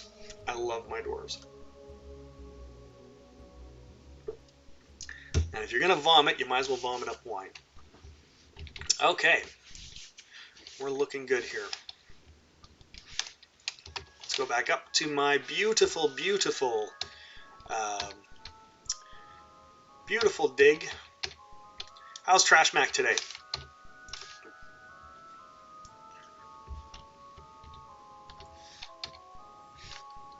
Alright, so let's start designating here. We're just about ready to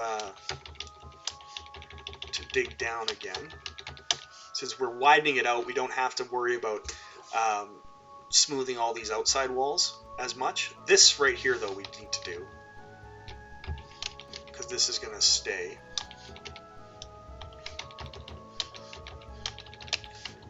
There we go. But I think everything else is going to get widened. Okay. Good. Trash Mac is good. Lots of anime and beating today. Took it pretty slow. It's still deep in the negative outside. I know. Dwarf vomits. Admires finally cracked a platinum bridge. That's about right. Is annoyed their platinum bridge is covered in vomit. Okay. So we are going to start. Now what we're going to do with this, in order to make this somewhat realistic, we're not hollowing it out, going to hollow it out completely. We're going to leave 2 layers here of wall between the interior cavern and the exterior wall. So I'm not going to go too nuts with this as far as getting it out, but we're going to do this. I'm going to actually set this to marker just so that in case I don't like what I'm doing. But we're going to make sure there's at least two blocks in front of everywhere we go. So that's going to get dug. So on, so on.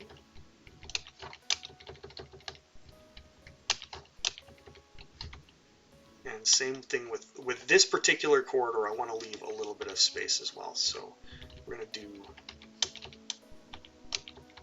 kind of that. We'll leave a little bit of space there. And one thing I love about this tile set is when you've got two smooth blocks next to each other, they make a really neat little pattern, which I think looks really cool.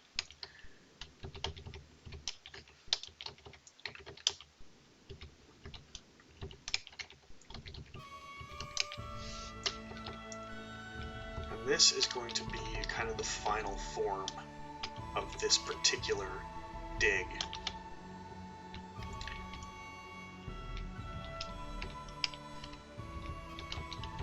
And we'll try to mirror it on the other side, which, you know, is not any kind of a pain in the ass at all.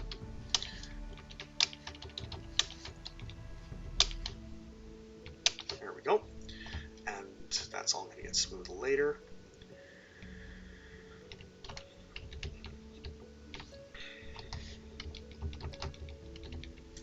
This is all going to get mined out. And then let's, because I hate straight lines, just make it a little bit like so. Okay, now the question is, do I mirror it up here with this kind of weird, odd shape? I don't think so. I think I'm going to go up here and just keep doing what I'm doing. So we're going to go D. This is going to go out 2. So we're going to go up to about there. We're going to keep going 1 square at a time here. So it's going to be a little asymmetrical, which probably will drive the OCD dwarves insane, but you know what, there you go.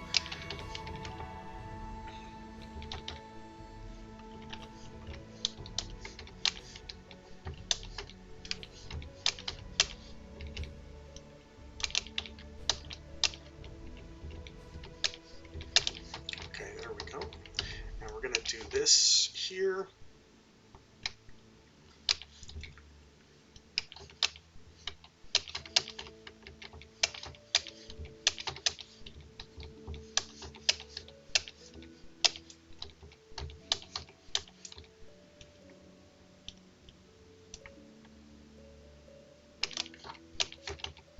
All right, there we go. Now that's going to make our opening a little bit bigger. That's good. So let's zoom out and take a look at how this looks. because it is totally form over function, or function over form. Form over function, pardon me. Alright, so we need to do, it's getting a little uneven here, so we're going to go one there, one there, one there, one there, one there, so that it's a nice even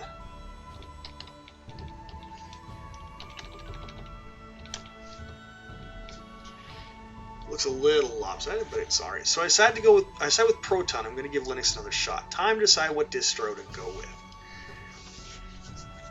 Well, you know my thoughts, but do what suits you best.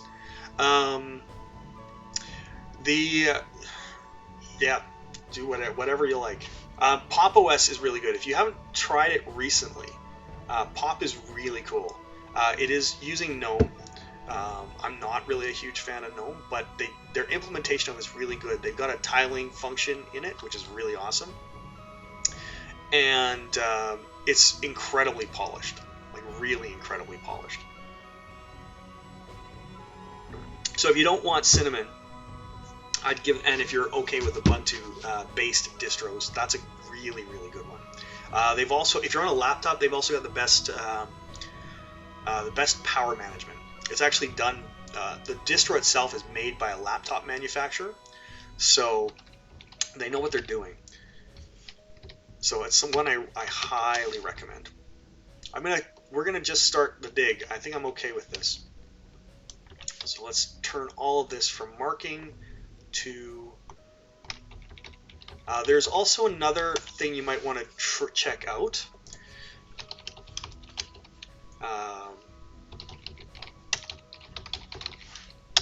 So that link right there is for Proton DB, so Proton database. Basically, will tell you which games work, which ones don't, and if there's any tweaks or that need to be done in order to.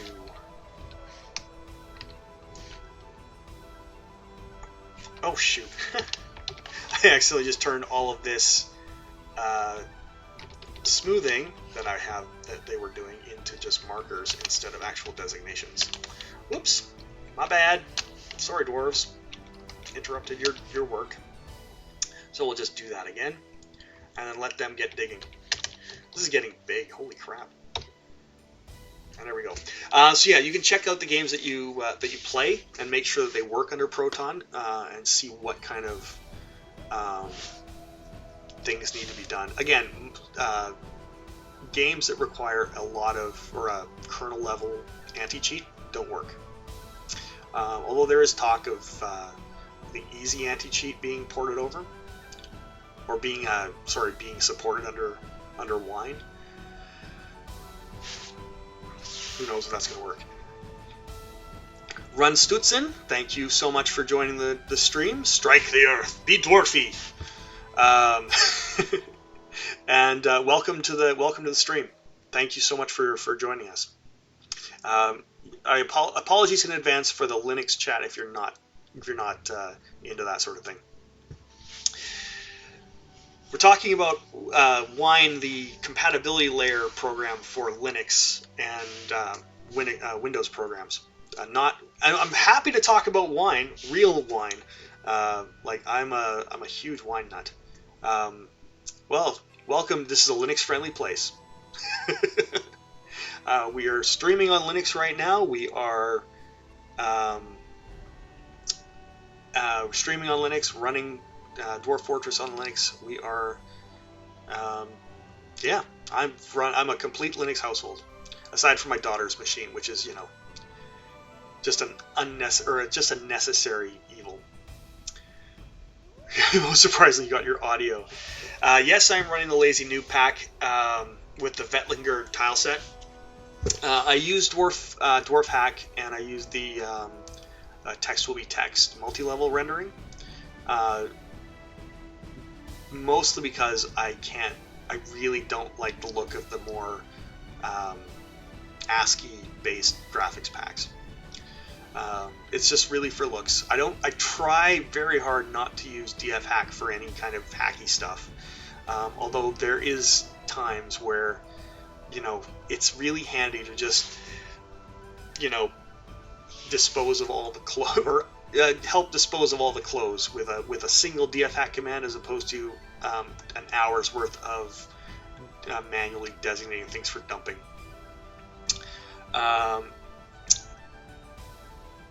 Hey, that was the first time that command actually worked, although it's misspelled.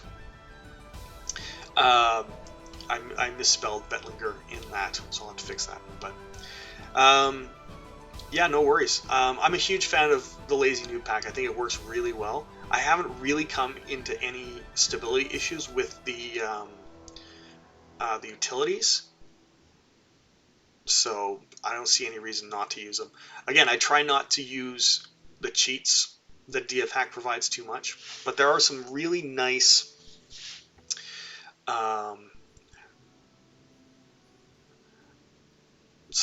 Briar tiling on Pop OS. You can turn that. You can actually turn that off. I think it does. It doesn't even default to being on, but it's a neat feature in GNOME that's really quite useful. Yeah, basically, so yeah, I use the noob pack for a quality of life thing because it just makes my life easier. Yeah, 4705. If you're running Linux, the Lazy Noob pack has not been released yet. It does take a little bit longer for them to update it for Linux, which is too bad, but that is the life we live in this world. But it will come. I do have it running on my other system upstairs, with a manual install of 4705 with DF hack and text will be text without anything else. True enough. I mean, the thing is, all the utilities we use as part of the Lazy Noob pack, Dwarf Therapist, text will be text, and DF hack, they're all community mods, right? So you can't really complain too much when they're not instantly available with a new release.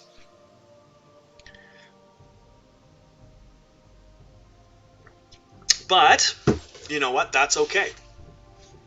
That is okay.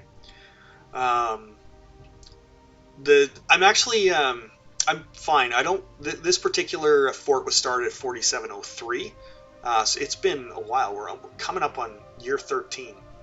And we're getting crazy with the projects now. Speaking of which, let's go upstairs, and we should have our stuff mined out. Now, hello, what's going on? Lorbam Tobolthob, administrator, withdraws from society. This particular dwarf is a military dwarf. Let's take a look at him before we let him go about his business. Now, so withdrawing from society means that if you're not familiar with Dwarf Fortress, means he has a strange mood and he's going to create an artifact. This is an interesting one because he is very secretive about it, so he won't tell you what he needs. So he will secretly gather his stuff. Run Stutson, thank you very much for the follow. I love hearing the Forge thunder hammer away. So it is wonderful to have you with us. Thank you. Always nice to have a fellow Linux DF fan hanging about.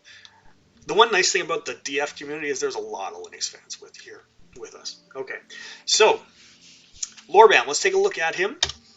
So he is administrator, like I said, he is one of our military dwarves. Lorbam Canyon Girders, which is a very dwarfy name. Thoughts and feelings. So he is satisfied at work. Self-pity after being away from friends too long, and dejected after lack of decent meals for too long. He felt satisfied at work, so he's a happy dwarf. He's dejected about being caught in the rain. So that's one thing I love about DF. Not only do dwarves hate being out in the rain, but they also dwell on it for like the rest of their lives. But he is ultimately a very happy dwarf. He is somewhat focused with satisfied needs. He does need to pray. He would like to acquire something. Okay, actually, let's do this a little bit more. So he is So this is Lorbam Tobolthob. He is 74 years old, born on the 3rd of Slate in the year 188. He has been with us for almost 10 years now in this fort. He showed up here in the year 253.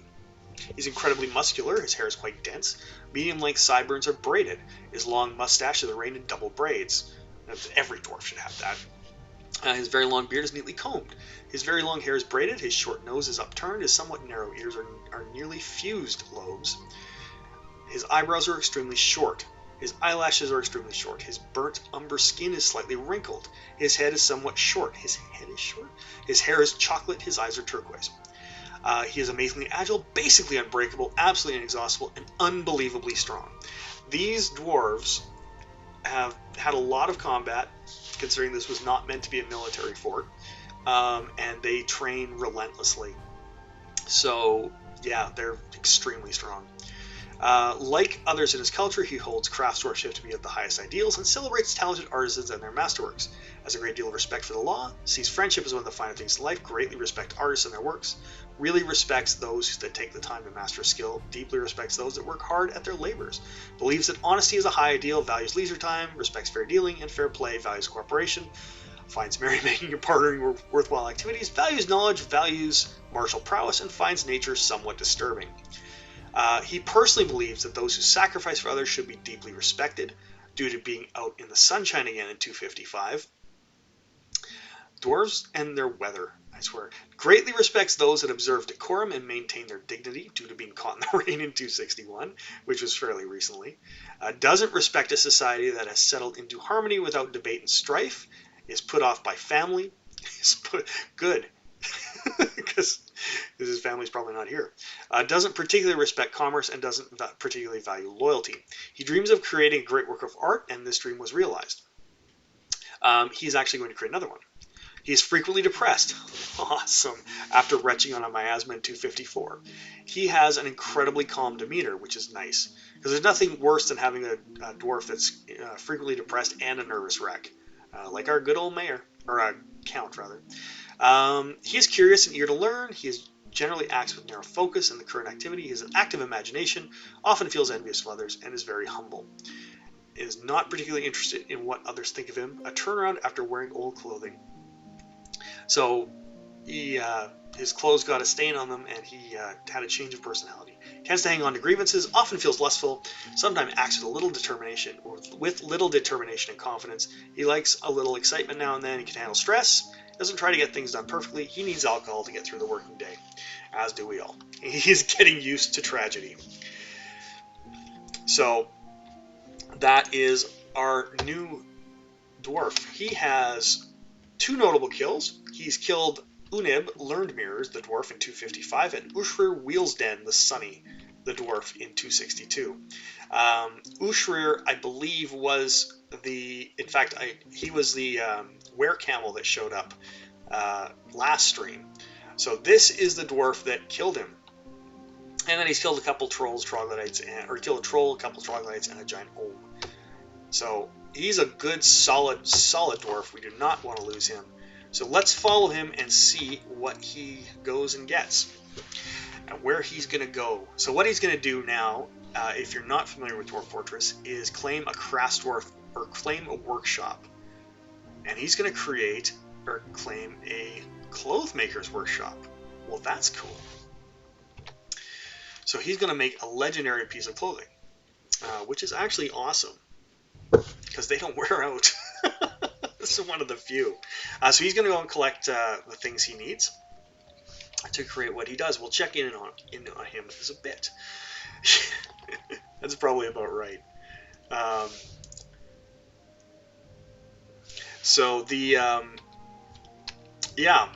is going to create which is better, like creating a legendary piece of clothing is better than some of the alternatives, which are earrings and amulets and stuff like that, which we just basically stick on a pedestal.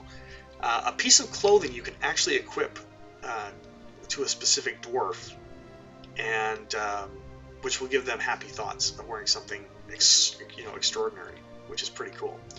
All right, so I'm going to start designating this area for smoothing now that we're mined out a bit. Oh, we're still on marking. So let's let's get that to actual designations.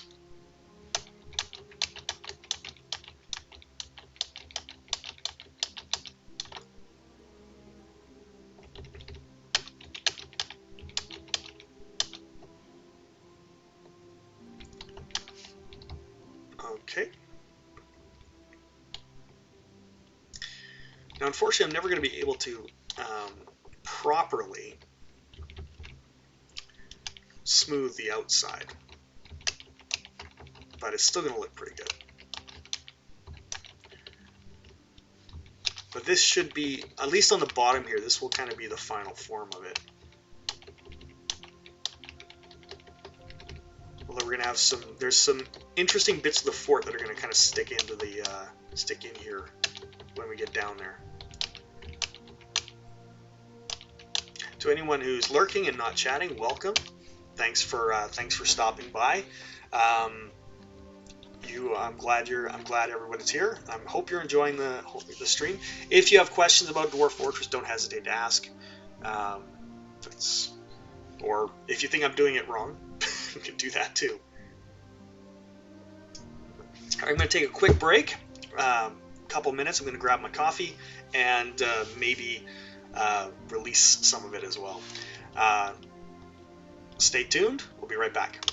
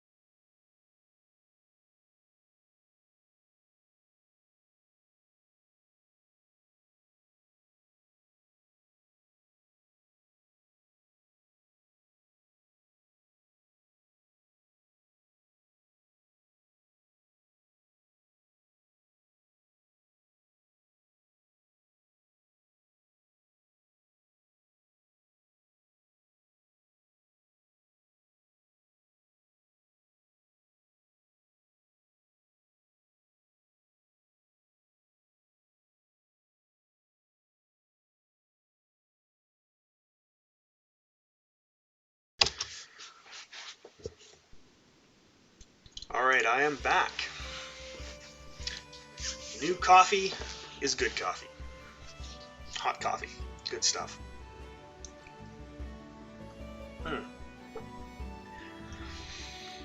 Yeah,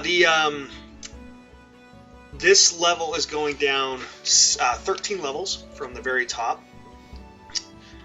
And let me show you here. So we're going to go to this level here, which is above the bridge that everyone's coming in on. You can see we have a row of statues lining this this room, which is totally useless. No one can actually even get up to look at them, but it looks cool and it's very dwarfy. We also got a row of glass windows here to make the entrance look cool coming in. So we'll go down from this level.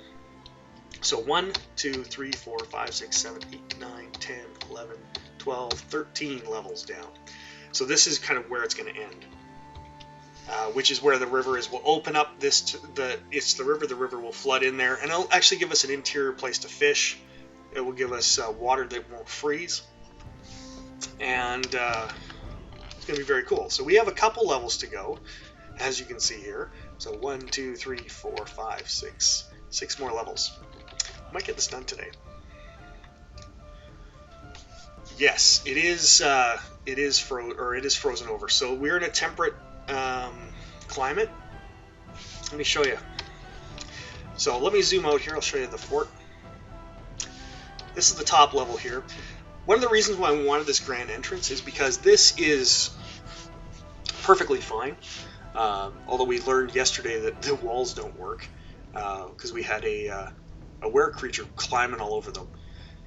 And yes, the water is frozen, so it freezes every year, which makes water projects really easy. So, for instance, the moats that I dug out here and here were all dug out in the winter. So it makes doing water projects a lot simpler. So, because I've got about 4 months, pardon me, of frozen water, which allows me to do whatever I want and then completely safely, which is nice. So I don't have to worry about dwarves dying because they mined the wrong square. But one of the reasons why I want to do the grand entrance is that this is flat and boring and kind of not very dwarfy. So it's kind of a little, yeah, it wasn't very nice. So we're going to do something grand.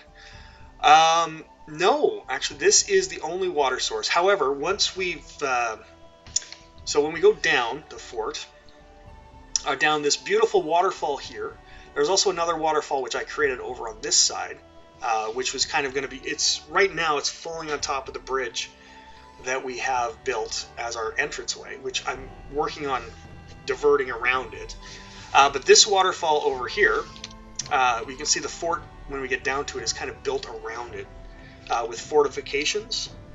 So dwarves can see out, they get the mist, they get all the benefits of a waterfall without the drawbacks of falling into it, which they like to do. We've got some bedrooms for our 2 remaining dwarves from our original 7. Food storage, and then the tavern is right below here as well. Library, and we've also got our 3-level temple right here. This is our main temple, which is for kind of every deity plus a few other specialized ones. And then we've got some special temples up here as well. This one, and there's another one across the way. Just up a bit, or down a bit. Sorry, this one here. I like building my rooms multiple Z levels tall, which is a pain, but it works. But anyway, so back to the water. So one trick with dwarf fortresses, once water is inside, it doesn't freeze. So I'm working on it. It's gotta be dwarfy. So my well is always liquid. So when it freezes, you can see I built it down a fair ways. So it never thaws, and we've got there's a fair amount in there, so we'll never run out in a. Okay, Lorbam has begun a mysterious construction. So he is right here. Let's zoom back in so you guys can see what's going on. So he is building his artifact. Let's see what he got, shall we? So gabbro is what the workshop is made of. He has a rope reed cloth, 2 rope reed cloths, and a pigtail. Gabbro, silver bars, horse bone, rough gauchenites, granite blocks, and oval cut milk quartzes. Awesome. One thing with this fort, we are fairly mature. I have everything a dwarf would need to do a mysterious construction, so I'm not too worried about that as far as him going crazy. I don't think we've lost one yet to artifact madness. But anyway, so we've got a good amount of water here. One of my grand plans, which may be insanely ambitious, is that this is our cavern layer. Okay, whoop, that's a little much. So this is our cavern layer. It's fully secured. So I've spent a 1.5 years of dwarf time walling up every single entrance to this place. There is no way anyone can get in or out of this cavern layer. I've actually got 3 forgotten beasts trapped around the edges that are just chilling out, waiting for other critters to spawn and get murdered. What I was thinking of doing is, because I don't have another water source, is building a giant lake in here. basically channeling it out, filling it with water. I was going to create kind of a dwarven beach resort. I thought it might be fun. Put some fish in there, a couple islands, and have a tavern or two on there, and just do something really fun, and have a dwarven beach resort. Soap. We do have soap. Actually, we do have a little bit of soap. We've got dog soap right now, actually, which is kind of weird.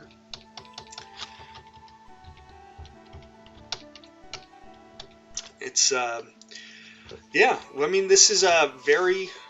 It's a like I said, it's a mature fort. So we've been at this for a while now, and it's going really well.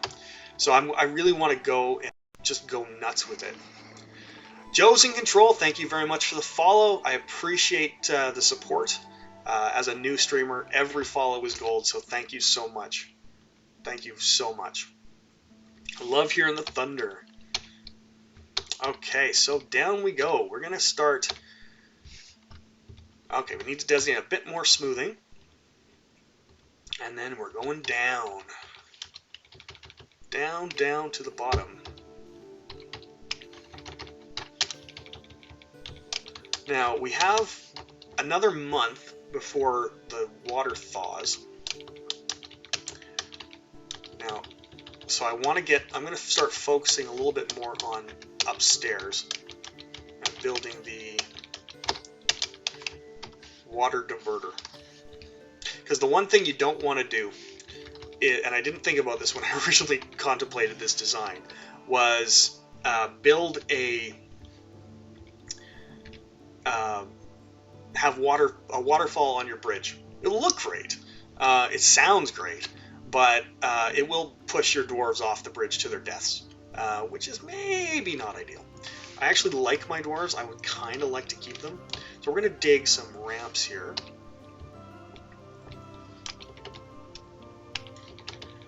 So that they can get up here. Actually, that should take that out. And we're going to start digging all of this area out so the water has room to expand. So that we can get... so it's going to get around it. We're going to probably do it to about here, and we're going to build a little... Once this is dug out a bit, we're going to dig a little... just a little triangle. Little triangle tower right there, which is going to divert the bridge. And I'll show you what we're talking about as soon as we get that done. So our miners are coming up. Let's zoom in a bit more so we can see what's going on.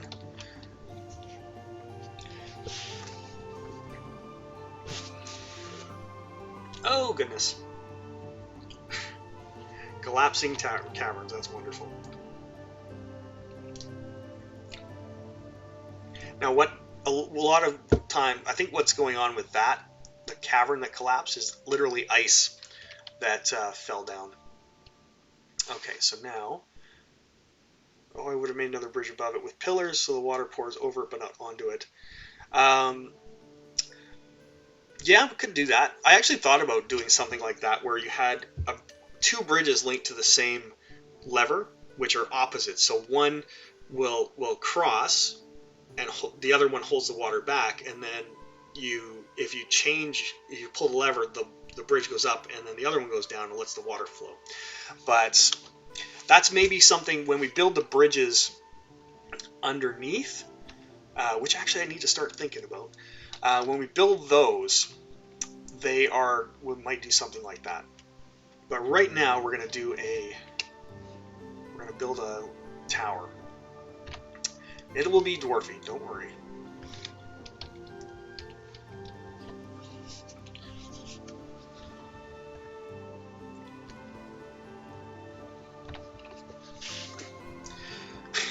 And of course, every miner that goes out into the sun gets nauseated.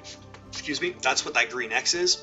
Basically, he's nauseated by the sun, and he's throwing up everywhere.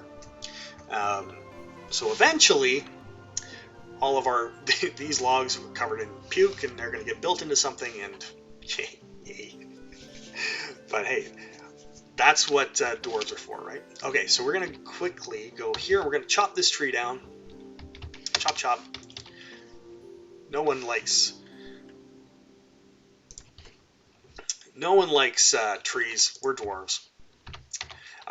If anyone here likes Blood Bowl, I do recommend tossing Dimmy a follow. I don't know if he's still here, but follow him if you like Blood Bowl. He is awesome. All right, Lorbam Tobolthaw, administrator, has created a Birsuvas, a sleek rope reed left mid. A sleek rope reed left mitten. Who makes a bloody left mitten? He offers it to the Whiskered Whiskies. Thanks. Jesus Christ. Couldn't make a cloak. You couldn't make a shirt. No, a left mitten. Fucking hell. Okay, well, we know exactly what to do with that. We're going to stick that on a pedestal and forget about it.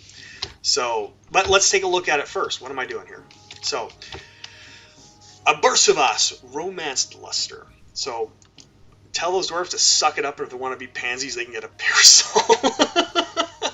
Well, I put them in the sun regardless. In fact, actually, the whole reason I built the 2 bridges over top of the canyon was so they'd get exposure to sunlight all the time. They'd always be seeing sunlight, and I thought, well, that will probably solve this problem. Nope. Nope, not at all. They puke everywhere. Okay, so this is our beautiful, beautiful left mitten. It is worth 52,000 dwarf bucks. That's actually pretty damn good. This is a sleek rope reed left mitten. All craftsmanship is of the highest quality. It is studded with silver, decorated with horsebone, and encircled with bands of cushioned granite cabochons. It is made from rope reed cloth. The object is adorned with hanging rings of milk quartz and menaces with spikes of gabbro, horsebone, and goshenite. On the item is an image of Saxel Shipskull. Oh, the dwarf in rope reed. She's my favorite. Saxel Shipskull is falling. The artwork relates to the collision of the dwarf Saxel Shipskull with an obstacle in the Hill of Rams in the mid-spring of 254. Not the best story regarding Saxel, but oh well. On the item is the image of 2 radiant cut gems in rope reed. On the item is an image of 2 kiwis in pigtail. Awesome. Saxel is one of my favorite dwarves. While we were busy, I'll show you actually, because again, she is one of my absolute favorites. We're going to find her real quick. Saxel Casbin Kivish. We're going to view her. Oh, actually, sorry, wrong dwarf. I have no idea who that Saxel is. This one, on the other hand, is she's one of our scribes. So she works in our library, actually writing books. She is 79 years old, born the 1st of Opal in year 183. She is severely injured. Her left toe is, her 4th left toe is broken and smashed open. Her lips are mangled beyond recognition. Her cheeks are mangled beyond recognition. Her eyes have been gouged out. So what happened was, while we were building in the Cavern Layer, or we were securing the Cavern Layer, she got attacked by a troll. And normally when kind of a regular dwarf gets attacked by a troll, they die, and that's the end of it. This lady, on the other hand, didn't. She ran away from the troll. The troll kept attacking her, and eventually she was rescued by one of our military dwarves. The troll didn't... I've never seen a troll do this, but he just started mangling her face. He just started ripping her face off. Yes, she's invented Dwarf Braille, which probably involves nails of some sort. So she did... so she got her face ripped off. And the beautiful thing is, like, after I saw this, I thought, oh, fuck, she's going to die. She got taken to the hospital. She's fine. Now, and this is the beautiful part about Dwarf Fortress and what makes it special. Because if you just saw the gameplay, you would see she got attacked by a troll, she went to a hospital, and she's fine now.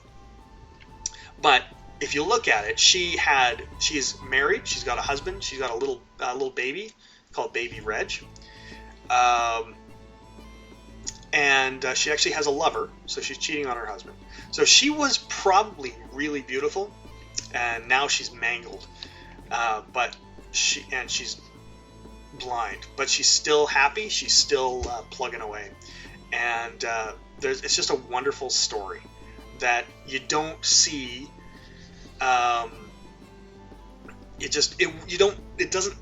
Unless you read into the game and actually read your dwarves' minds and see what happens and put the connections together, you just don't see that sort of thing. So there's a lot to this game, and that story right there is something that I thought was just wonderful. It's also kind of horrifying but she has been, like I said, she's plugging away, and she's doing well. Okay, so up here our tree is chopped down. We're ready to go. So we're going to dig out, again, channeling carefully one level at a time. It's really important as well when you are right next to a cliff, because ice is hard, and if you hit it, it hurts. Okay, so I'm thinking we're going to channel that, and then this is up on the surface. There's a tree there. We'll get rid of that. We ain't no stinking elves. In fact, there aren't even any elves on our continent. So we don't have to worry. We can chop down all the trees we want. If you're not, again, not familiar with Dwarf Fortress, elves hate it when you cut their trees or cut trees down. I don't care. So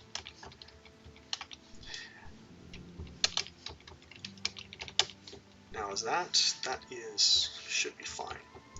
Okay, so we are good. So that's going to give us a little bit of an angle for the water to flow, and that should do. We're going to go.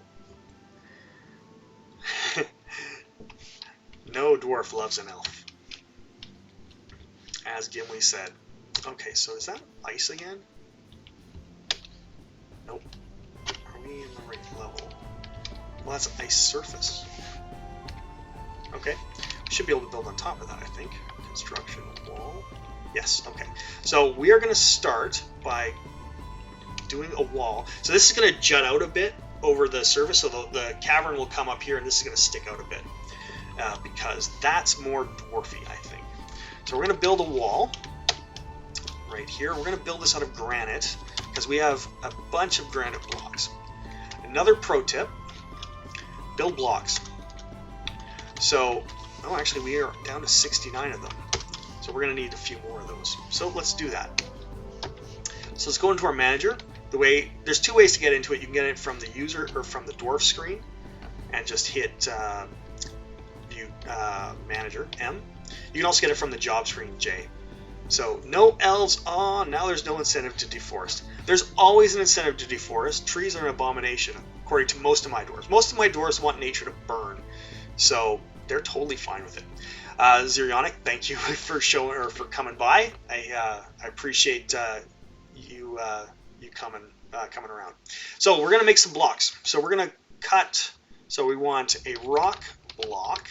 Of course, if I could type, that'd be helpful. And we want, say, let's make 100 of them. Actually, let's make 200. So blocks, if you've never used blocks before, what I'm also going to do before I go there, so we're going to construct rock blocks. If we go down here to details, we can specify the stone. I have a ton of granite. Actually, I have lots of sphalerite, or schist rather, which is probably what I'm digging through right now. Where did that come from? Whatever. Okay, so we're going to make granite. So we're going to make 200 granite blocks. Now, every time you take a stone and cut it into a block, you get 4 of them, for one thing. They're also a lot lighter, so that dwarves can haul them a lot faster. So when you're building big constructions, use blocks. It actually gives you a better end product, because it's instead of a rough construction, you get a finished construction, and it happens a lot faster. So, pro tip. So yeah, but yeah, there are no elves on my continent. There are only dwarves and goblins, and my civilization has pretty much wiped the goblins out. There's only one goblin fortress in this continent.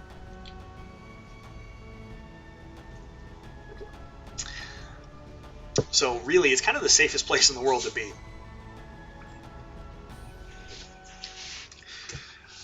They do have a great name, though, Briar. They are the Special Cruelties. Fantastic name.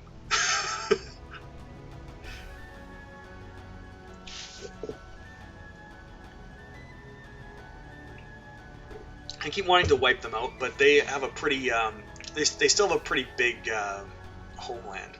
So I haven't really wanted to go and do that yet.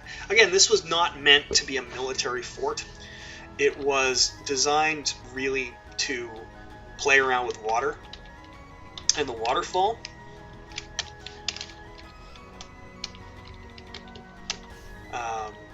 Which is fun, but it ended up being a really good, we have a great military.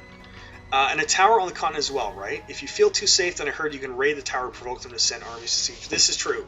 I've actually played on this world in another fort as well, and that fort was a military fort, and they did raid, and they actually wiped that tower out, which was fun. It was a great battle.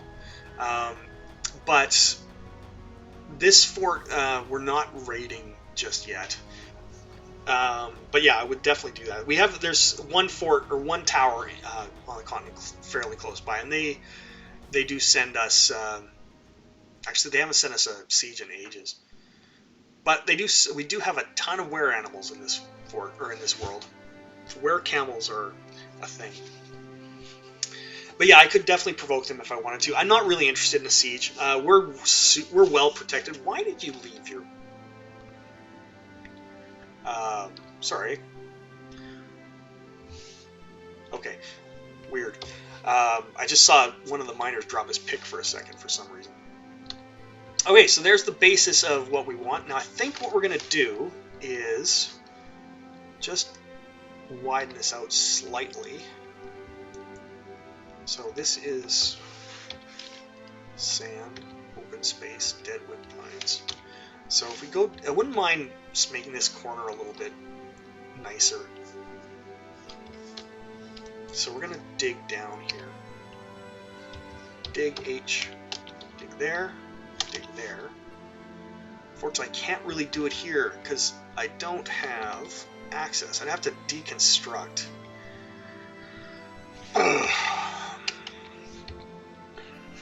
That would be where? Right there.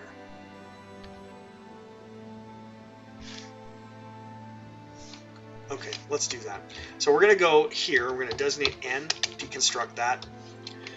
We have to remember to fix this at some point, but that's not really going to be a big deal. Okay, so that is good. Now we're going to build another wall down. Where are we? Where are we? Am I going up or down? There we go. Jesus. Okay, so we're going to build C wall. We're going to build another layer here of the same size out of granite blocks, and then we'll start pinching it in a bit. Actually, we'll really only need one more layer there. I wouldn't mind taking this up because why wouldn't I? And maybe we'll do that. Maybe we'll build some ramps here and here, and it'll go up a bit. I think that would be good. And then we'll build a second layer, maybe some fortification so it looks more impressive from below. So many things to do.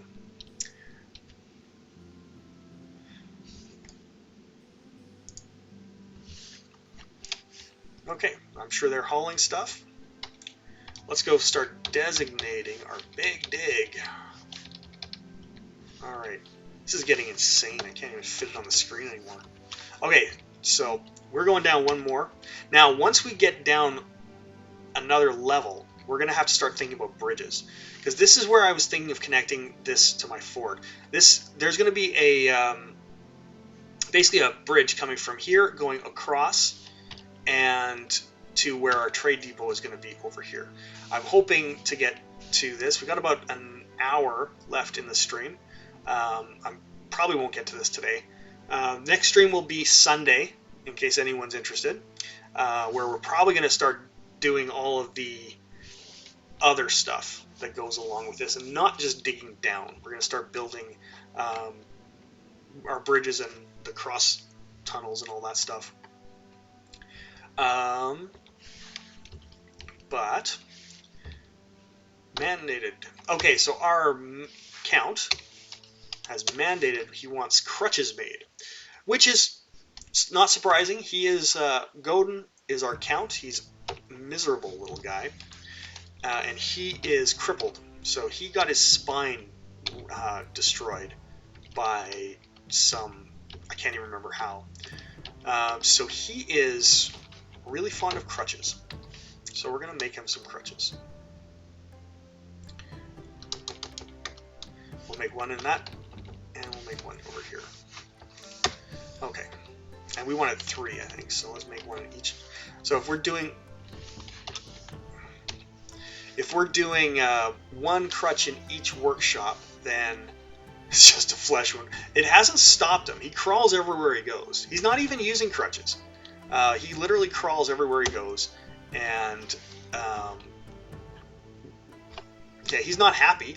He's miserable, in fact, because he's a nervous wreck who puts himself in the most stressful situation he can find. So he is, he's absolutely miserable. But he's my count, and I want to take care of him as best I can. All right, going down. I love the red stairs. It's not special stone or anything. That's puke. There's lots of that. Can't remember who it was. Someone said I was bragging about it yesterday. Bragging about all the vomit in my fort. Okay. And maybe I am. I mean, it is funny. Alright, we're going to start digging down to the bottom. Now, the next level down, we're going to have to start thinking about that bridge across. Because I don't want to build it after the fact. I would like to mine it in, so that it's kind of natural stone, because constructions are a pain.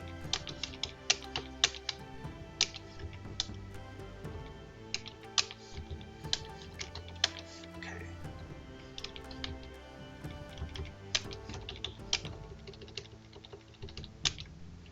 Salajander. Think I missed you mentioning, are you running 4705 yet, or is this the previous? This is 4704. I have existing forums wondering what the new stress mechanic is like will do to the currently stressed dwarves. I'm not sure. I haven't tested that. I imagine it will make them better eventually. Like they will, when you port the save over, they will probably be just as stressed as they were. However, because it weighs the stresses differently, they will probably get better faster. And the whole, Tarm did an interview yesterday with Blind, where he was saying that he wanted to kind of get rid of the notion of unfixable dwarves, or at least minimize them. Because there were a lot of dwarves that simply couldn't be saved, right? Because there was no way to satisfy their needs. Godin is one of them. I don't think he can be saved, honestly, in this version, because even though I have him doing military service, he's so slow because he's crawling that he can't actually do it. He basically spends all of his time wandering or going from the tavern to his bedroom to eat. He doesn't really get a chance, and he stumbles around obliviously a lot. So yeah, I imagine it would fix your dwarves eventually, but probably not immediately, which is good. But you should be able to port your save without any trouble. I've never had a problem porting saves. In fact, I actually did port a 4704 save. Actually, it was started on 4703. I did port it over to 4704 or 5, and it seems to work fine. Just, your mileage may vary. Zerianic, or better, period. Yeah, I expect they'll at least get more happy thought about the meals. Yes. Yeah, they certainly will. Meals, the rain mechanic is less prevalent now, and the being horrified about bodies is less prevalent as well, which is that's important, I think. So, oops. I mean, those are the two big stressors, right? Because everyone, as soon as a migrant comes, the first thing they feel is like, oh shit, I'm in the rain. My life is over. Which, you know, that's not really realistic. It's also not really terribly fair to the player, because there's nothing you can really do about that. You do, aside from putting them underground all the time, which then now you've got cave adaptation, which was also lessened. So you don't have cave adaptation nearly as bad as you did before. This is so annoying, yes. Which part are you talking about? And one goblin siege cleanup and everyone's running around stressed from the bodies. Yeah, exactly. So both of those, the weather and the... yeah, and which is, of course, the point, right? You're supposed to get to know your dwarves. You're supposed to help satisfy them. But when you have 120 dwarves and, you know, you want to get something done, it does end up taking a lot of time. And there's certain things that you just can't seem to fix, right? And there certainly seems like you get a dwarf that's a nervous wreck and frequently depressed, and there's just a whole bunch of things that add up to being a dwarf that's gonna die to depression eventually. And I think they fixed that, or Tarn fixed that in the latest version. Anyway, I caught a bit of the interview he did yesterday, and well, I think they might have gone a bit far with the stress changes, because I think it might now be kind of easy mode compared to this anyway. And even this is better than it used to be. 44, the version 44 was a mess for stress. Zerionic, yes, they always remember their bad experiences. They weren't that many good experiences. They were called to offset them. Yeah, but the interesting thing is sometimes you'll see a dwarf get caught in the rain and actually get a positive trait out of it. So it's not always bad, but most of the time it is. And stress has not been an issue, at least in this fort. I mean, maybe that has to do with the fact that they see a waterfall every day. That certainly helps, I think. But you never know. So let's go DS. So we got one square that we forgot to smooth here. And if we miss one square, that will drive me mental for the rest of days. So let's make sure. So I've set that to priority 1 to smooth it. And so hopefully they get that done before someone mines the floor out from under them and kills them. Or worse, prevents us from ever smoothing that stone again.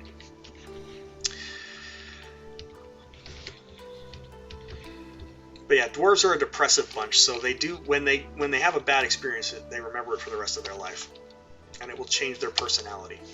Granite blocks, and we're going to build a ramp here and a ramp here. Not out of chalk. No, I want that out of granite. Granite blocks. There we go. And so we need to go fix the other one, because I did that too quick. Wasn't paying attention. So remove building, and then we're going to go build. Now, it doesn't matter. I can build it out of chalk. It wouldn't matter. But, I mean, I'm being anal about this. So, all right. So that will give them a way to get up to the top of this, so we can build another level to it and make it look a little bit nicer.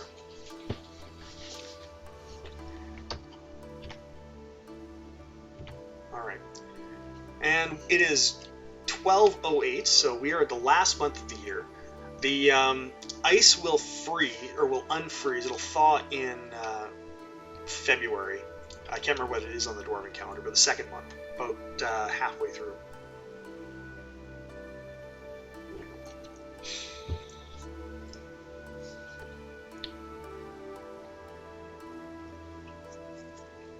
So we need to have this done before then, or else we're going to have dead dwarves.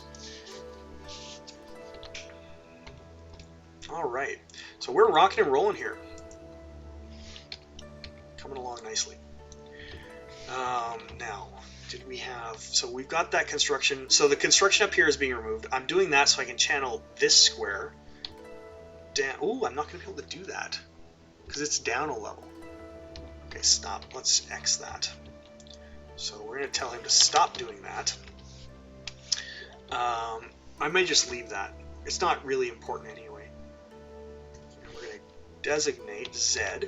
Now we're going to remove these ramps that were left here from our mining.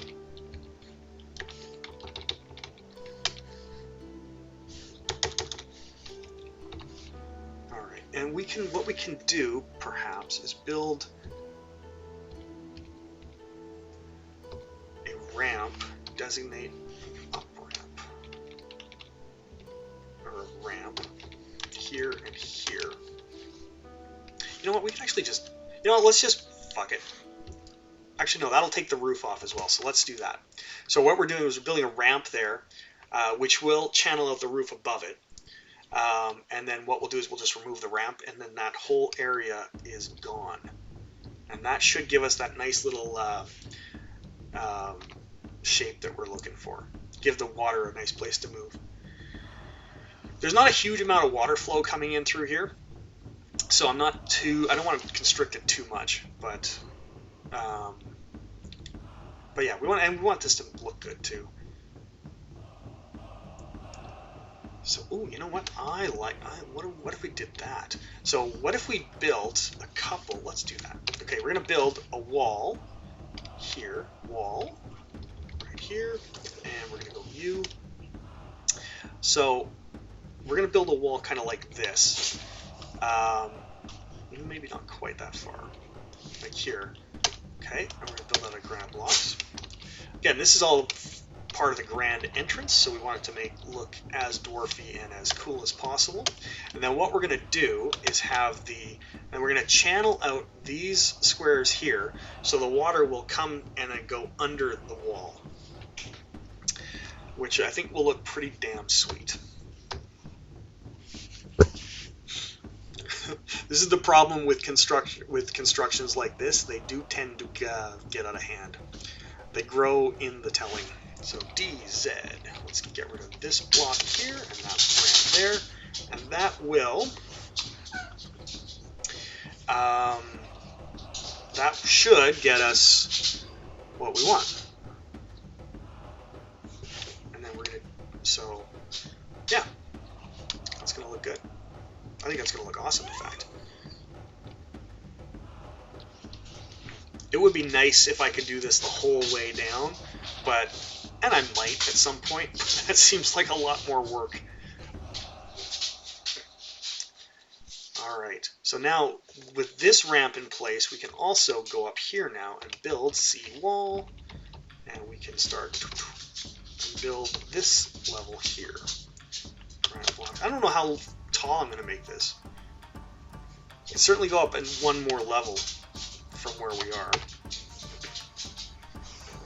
This is essentially, aside from diverting the water, which was of course the whole point, this is basically, other than that, completely useless. It has no purpose whatsoever other than to look cool. Kira, hi sweetie. You want to come say hi to everybody? Come here. Oh, come on. Up we go. There we go. That's one of my puppies. This is Kira. All right. You're a sweetheart, aren't you? Yes, you are. Oh, yeah. Get the kisses. Alright, and while they're doing that, let's go down. Oh, that's enough. See how the digging's going. Oh my god, that's a huge area to dig. They're going to take a while. Yes, you're a good dog. You want to go outside? Alright, I'm going to take her outside. I'll be right back.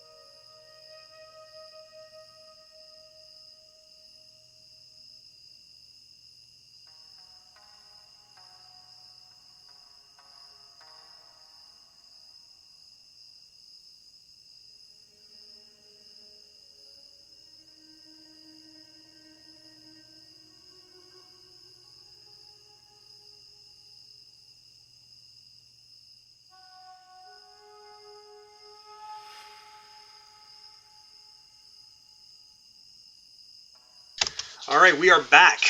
Thanks for hanging out, everybody. I appreciate everyone who's been watching the stream and everyone who's stayed with me. It's been great. Good dog, best doggos. Salajander, thank you so much for following. I appreciate it. As a new streamer, every single follow is gold, so I really do appreciate it. I've been playing DF on and off for probably 13, 14. Wow. Wow. I can never get used to the newfangled character sets. Nothing looks right. You know, and I'm the opposite. I've been playing for about 2 years, and I started with the original set, like with the default set, and it's been I followed despite your character set. Wow, I do appreciate that. I really do. And I get it. I really do get it. With the the purist part of it, I guess. It is, and I'll give you this. The with the standard tile sets, I actually don't mind Krug Smash's tile set and the one that Blind uses. I may end up streaming some 4705 with that tile set at some point. But I will say this with this. It's a lot easier to see monsters with the standard tile set. I'll show you an example. So we'll go down to our Cavern Layer here real quick. We'll find our pet Forgotten Beasts. There we go.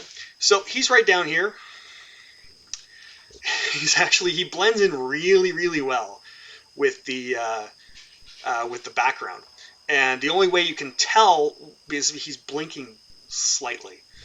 So he can be very hard to spot at times. So I will quite often have to zoom to him using this. Speaking of which, we haven't looked at our what's on there right now. But Salajander, I've got 3 Forgotten Beasts kind of trapped in the Cavern Layers right now, which is kind of fun. But yeah, they're a little hard to see. If we zip down to this guy, he's really hard to see. So it can be tough to spot if you're just playing and you're wandering around and there's a monster. It's a little hard to see, as opposed to a giant blinking D, or this guy is a mayfly, so it'd be an M. You can see a corpse here, which is an I. That's a different Forgotten Beast that showed up and got killed. That is much easier to see, I think. I find this tile set is not as noisy as some. Space Fox is quite noisy, I find. Meph is a little... it's whole personal preference, right? I think this one gives you the best...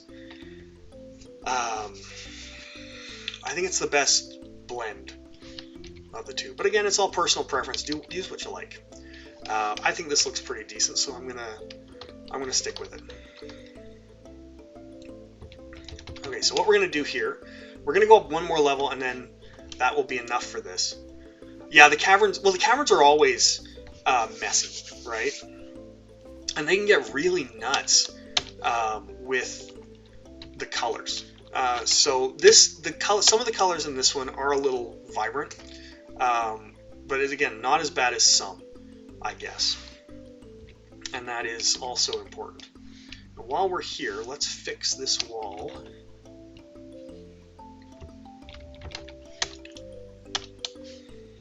But I do like the way the dwarves look in this one. I think the dwarves look awesome. 100% use what's good for you. Don't listen to crotchety randoms on the internet. Cheers to that.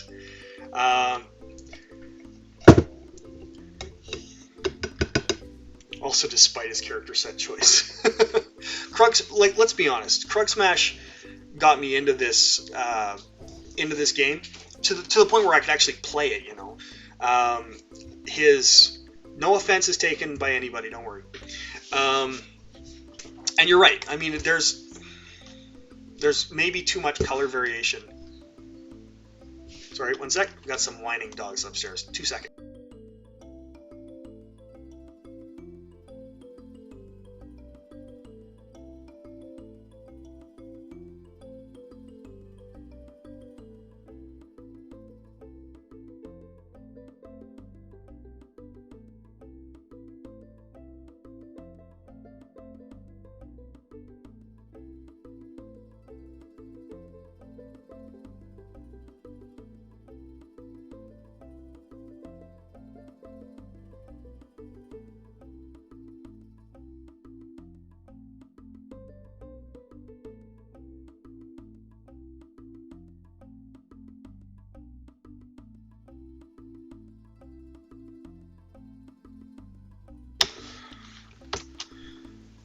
Dogs are being cute. I don't know what Kira, or one of my dogs, is after, which she was whining upstairs. But yeah, no, I would actually love to see this tile set done with a little less vibrant colors, particularly in the Cavern Layers. The surface looks alright, but it's a little tough to see.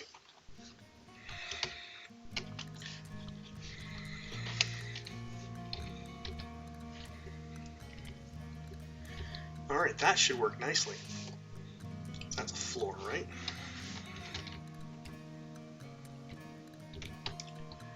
Well, yep, that's going to work great. So now what we're going to do, now that these walls are built, we're going to channel. Actually, you know what we should do? Before we do that, we're going to build. Again, this is all about being dwarfy. And a real dwarf would never let water flow where it wants to. We have to control it. So we are going to build a little container for it.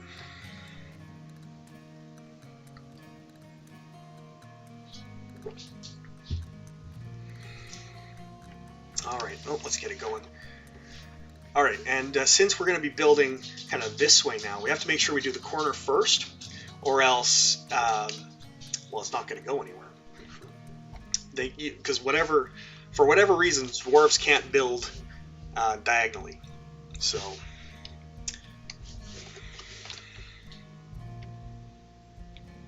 okay, should have no problems getting up there.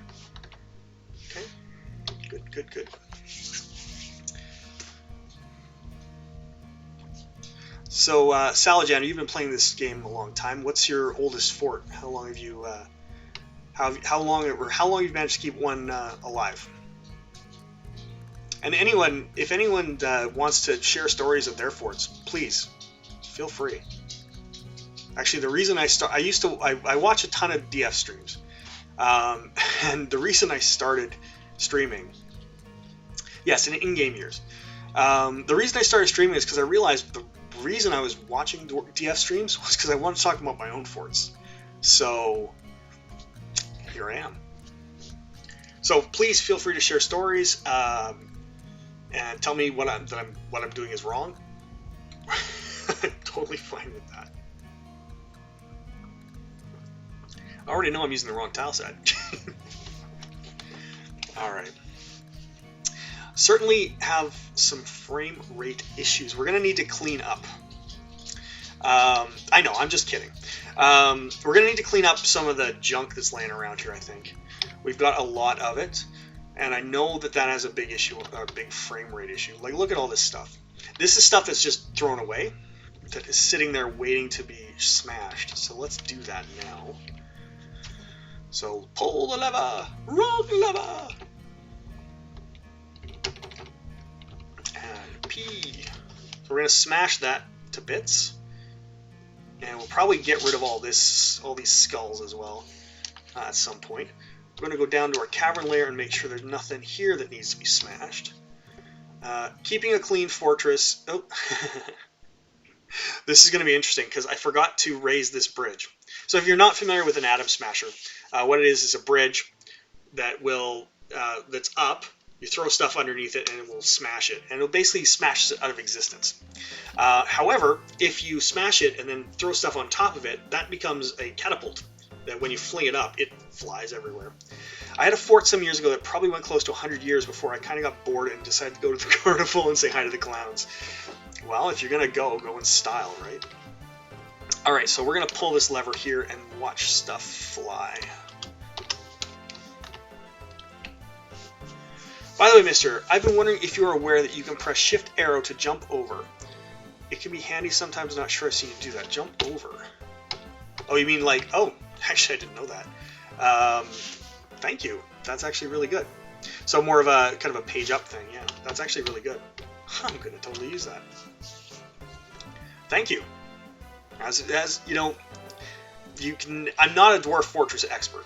I've only been playing this 2.5 years, and frankly, this is by far my most successful fort. There's never You're never not learning in this game. So, and that'll all get dumped. So basically we lifted the bridge. It flung a whole bunch of crap up onto this stair here.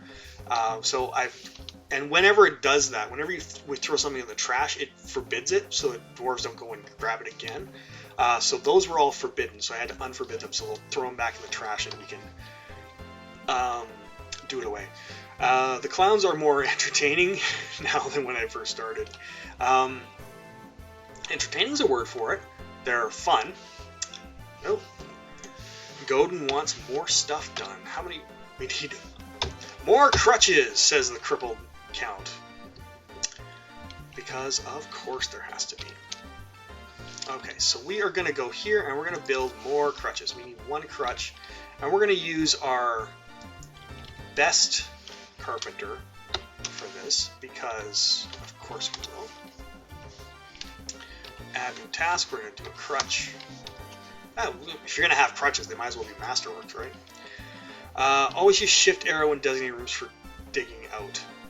I didn't know about that, so that's actually really handy.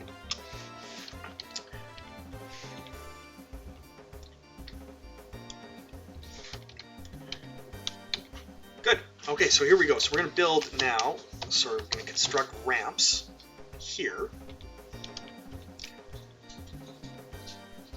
So we're going to build a ramp there, and we're going to actually build a wall here. Now this wall will eventually be removed, but we're going to need it in order to get up to the next level properly, to get all of it done. Because if I built two ramps here, we'd never be able to get, there'd be one square that we'd have to leave so for them to access it. So by building a wall there, they'll have a place to stand while they build all of this. 11 by 11 square is that, I guess. Alright, good. Is this a haunted? No, this is a savage biome. Untamed wilds. But not haunted. It's, like I said, it's the safest place you could ever possibly be. If you want to take, this is my world here. We are in the far right-hand corner. There's the closest god with civilization is way the fuck up here. So they're not bothering us at all. We've got a tower here, which is close. It's not close enough to really worry about unless I poke them. So, like I said, we're in a safe little corner of the world. There's nothing down here in this haunted biome. And we've got a couple little hillocks here which are economically linked to us, so part of our civilization. So, again, there's not really a... Don't expect a lot of sieges in this particular fort. Unfortunately, it's not going to be that entertaining. But, hopefully we can be entertained by digging. How much do you guys like digging? Okay, good. So we've got this done. So we're going to build seed wall. And we're going to go build a... So we're going to build wall here, like so, granite blocks, and then we're going to dig this one.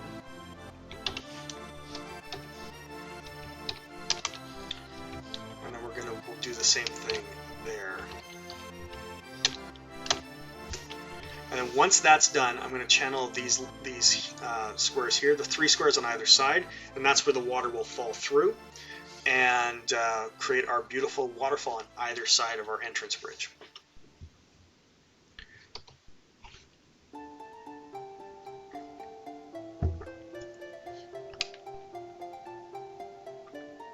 Watching the frame rate drop. Oh man, 15 FPS. It is going to need some cleaning up in here.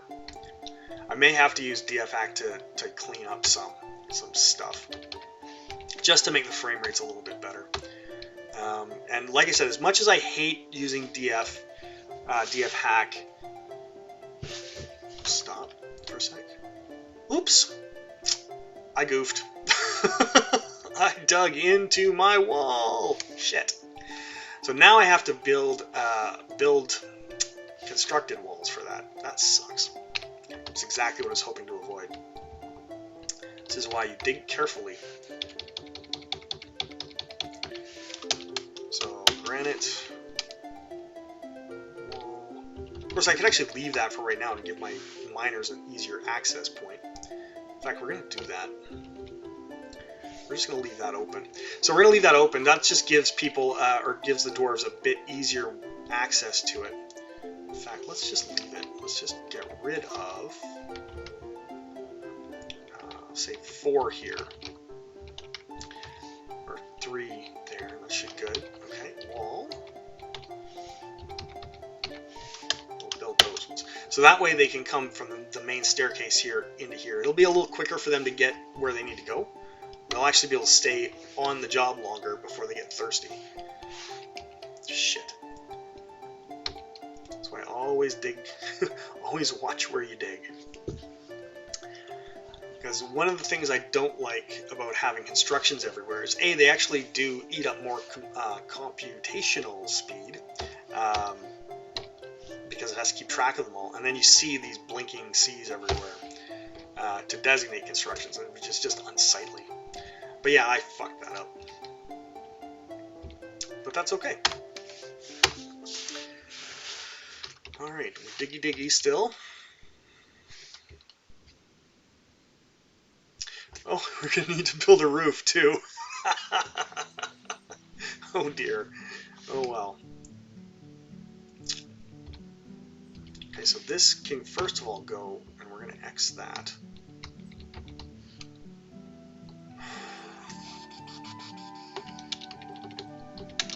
Those are blocks. Okay, that's fine. So what I'm going to do here is I'm going to come, and once these walls are built, I'm going to come in here and build a floor, or build walls there. We'll just dig those instead of mining them. Okay, good.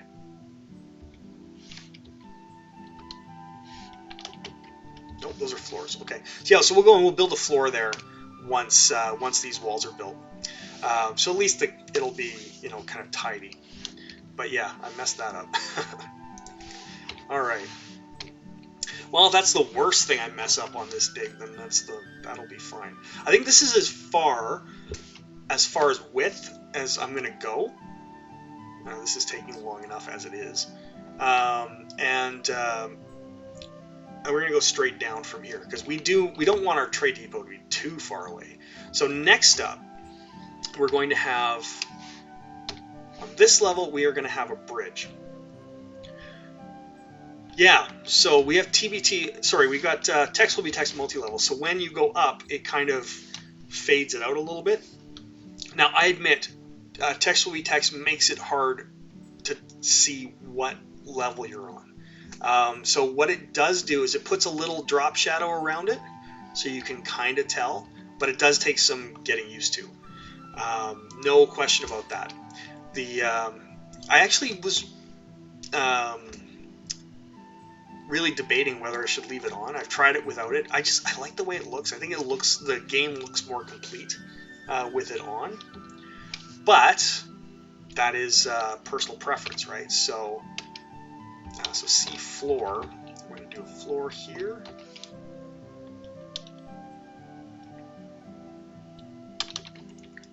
And a floor over here. No, we don't want gabbro. I want granite blocks. Probably need to smooth this as well. Designate smooth, so that way it'll all look the same. Okay, now, yeah. So I think the multi-level rendering adds something to it, particularly when you're upstairs. Like if we zoom out here, zoom out, and we go up a bit, and you can kind of see the whole fortress.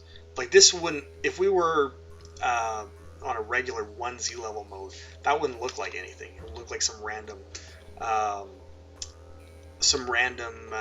shapes. So at least this way you can kind of get a sense of it. So, but yeah, I admit it can be a bit confusing. No question. I could not play without multi-level unless it was the only option. Yeah, that's fair. I mean, I've gotten to the point where I'm spoiled enough that, and at least I admit it, I'm spoiled with DF and the looks of this tile set and the looks of the mods that I'm using, that it would be tough for me to play otherwise. But I still could. I mean, I was mucking around with the standard tile set, and yeah, it was fine. Just a question of this just looks better, you know. Let's see, wall. So we're gonna do our corners first. Make sure that those get done. Blocks. Actually, you know what? We're gonna need to do this one first. So you have to, when you're building, particularly when you're building up, you have to be careful of what you build and when. So we're going to build this one first, because the dwarf has to stand here, right next to it, in order to build it. So we have to build this one, and then this one, and then those two. Same over here, though, since the dwarf can stand there, we can build this one first, and then those two at the same time. So wall, and then we'll build that one.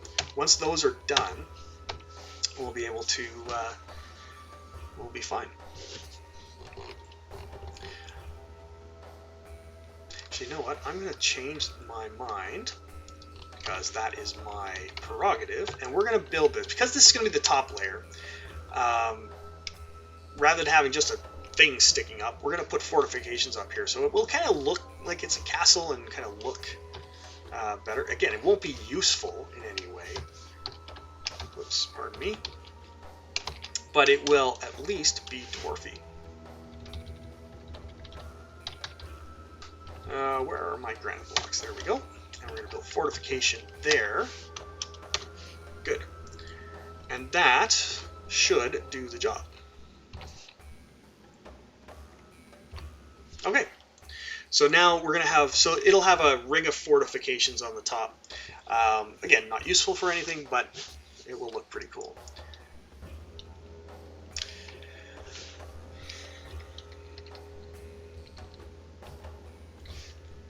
So yeah, so that's the odd bluish color you're talking about with the. Why is there a ramp? Oh, fuck's sakes! Where did that come from? So we got one square here that never got channeled. Right. So the top of it is here. So let's make that sure that gets channeled out. I think it was still designated, but I just want to make sure. Because I would rather not have any more screw-ups on this. This is already bad enough. Oh, I love coffee. How did I survive without you for a week, my brown friend? Delicious. Fortunately, the pot's getting cold.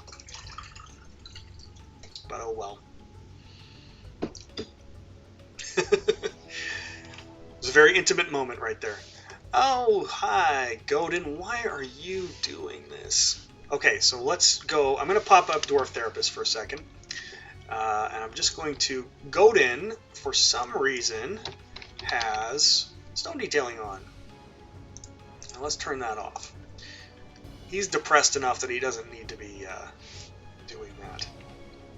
43,000 stress. He's not a happy camper. Should actually give him something to do, though.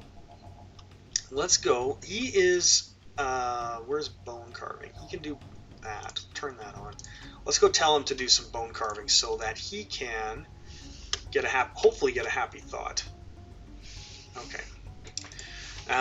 And so what we're going to do is we're going to go down to our... We've got a couple of workshops here that are for special cases. People who are upset. And actually we've got another one. Melville is also not happy either, who this workshop was done for before. We're going to put Godin in here. Actually, we're going to permit all first. So let's see, profile. So that is that, I think that's 2 assigned workers. I don't want 2 assigned workers. So we're going to go permit all, and then search for Godin, and he's going to be, oops. He is going to be the only one using this workshop. So we're going to create some bone crafts. And so he's going to go to town on that. And hopefully that will make him a little happier anyway. Assuming he ever gets to it. He is typically mopey enough and slow enough because he's crawling everywhere, to not really get to his jobs very quickly. Alright, let's go back up to level 1. And we've got our fortifications being built. That's not built yet. Fortification. Oh, it is. Okay. Good. So, C, fortification. We can build this one now, and we can also build this one now. Nope, actually we can't. Can't build that one. So, because, again, where he stands, the dwarf has to stand here. He can't build diagonally, so he can't build from here, he can't build on that square. So we're going to have to build this basically one at a time. When this is built, we'll go here, and then we'll just do it one at a time. Eventually we'll end, this one will be the last one. And then we'll be done, and we won't have to worry about it. Both of these, the constructions here, this one and this one, can be removed so that it'll look like it's just freestanding on its own. Alright, so to let everyone know, I've got about 20 minutes before I'm going to wrap things up. And I have to go pick my kids up from the bus. And I don't want them walking home in -30 because that is nasty. Although it's only -19. So, I mean, it's practically summer. Yay, Canada.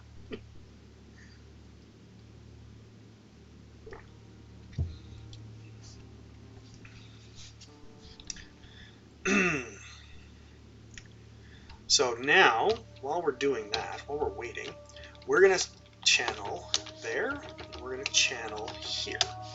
Now, what that's going to do is that's going to dig a channel underneath the walls we just built, and that's where our water will flow.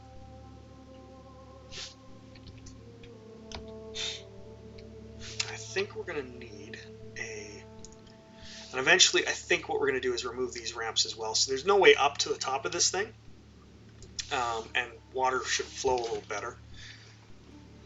Maybe.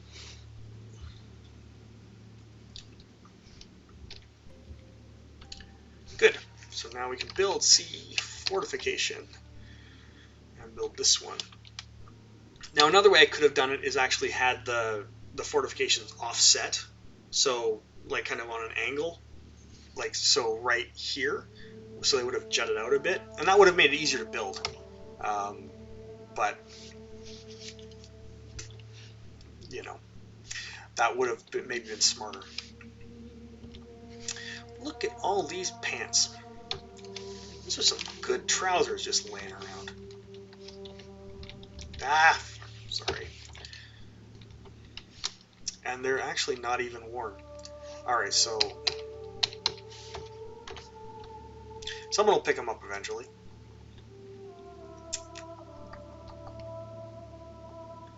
Alright, so let's go down and see how the digging's going. We're just about... What is this? So we've got 2 cloaks here. So someone went up there, took off their cloak, 2 of them, and they were wearing 2 of them apparently, and then puked. Only in Dwarf Fortress. Alright, so there we go. So now we've got this channel down here for the water to go. So that now is basically done. Once these fortifications are built, we're ready to rock and roll.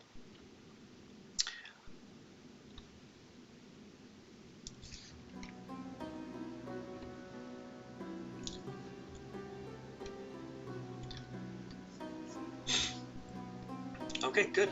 So now the water has a place to go. The diverter is done. So we shouldn't get any water on our bridge any longer.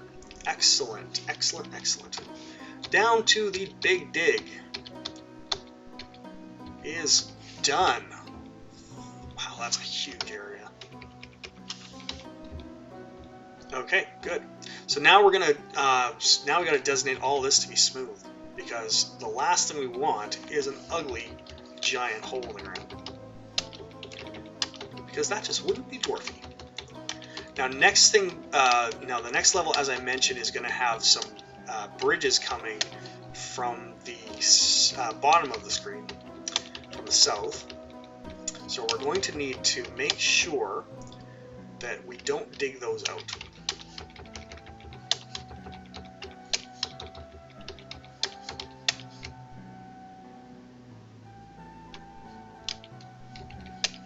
Oops. Okay, that's fine. Awesome.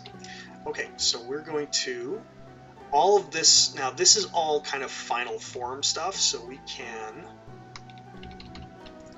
smooth all of this. Now if I want to be, I should probably build a whole wall here so that the pattern will continue from my screw up earlier. Nice thing is we've got a lot of rock to deal with here. You probably won't worry about doing any kind of blocks with this one.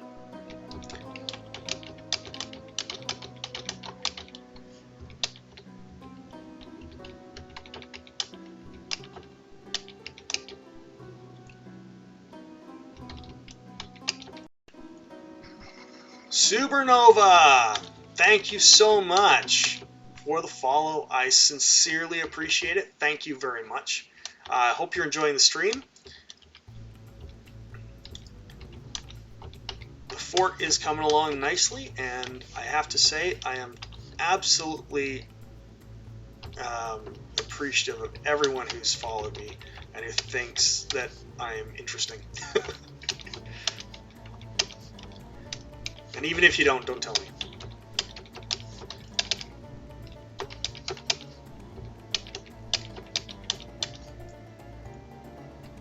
Alright, so there we go. So that's all done. Now, again, in order to make sure, because this is all going to make that really neat interlocking pattern, which is one of the things I really love about Vettlinger, the tile set. So we're going to build CD wall, and we're going to go and build a double wall along here. Because I'm just that crazy. So we have schist and we have tons of this stuff. So we're going to build it right out of that because it's right next to it, and why the heck not? Wall. Alright, very good. Boom.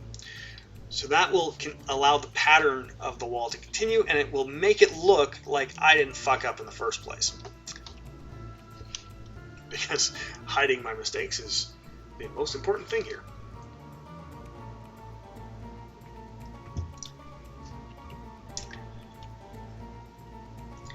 All right. And we have a new year. So it is now year 13 of Beguiledbastions of Beers. This is exciting. Absolutely exciting.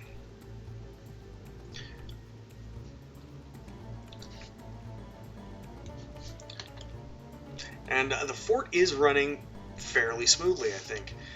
We actually, over the course of this stream, we've actually had one fewer dwarf be unhappy. Not that I've done anything about that specifically, but but it's working anyway. And just generally, this fort is running very smoothly. Anyone who came here for goblin raids and stuff like that, I do apologize. There won't be a lot of that on this fort. Very safe place to live.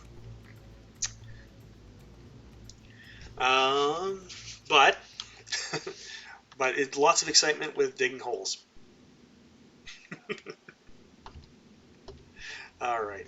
So we have, what is this? That is a porcupine, probably. The mouse support in this game is there. It's not perfect. Zulban Satrimtar. That is a pet. Great times. I never thought I would have people watching me dig a hole.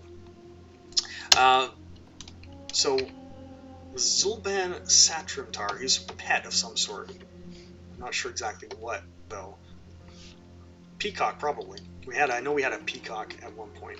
So, we gotta pull this one. We're gonna have some flinging hamster remains soon. Always fun. What else? What do you do with hamster remains? You fling them. Okay, time for more fortifications.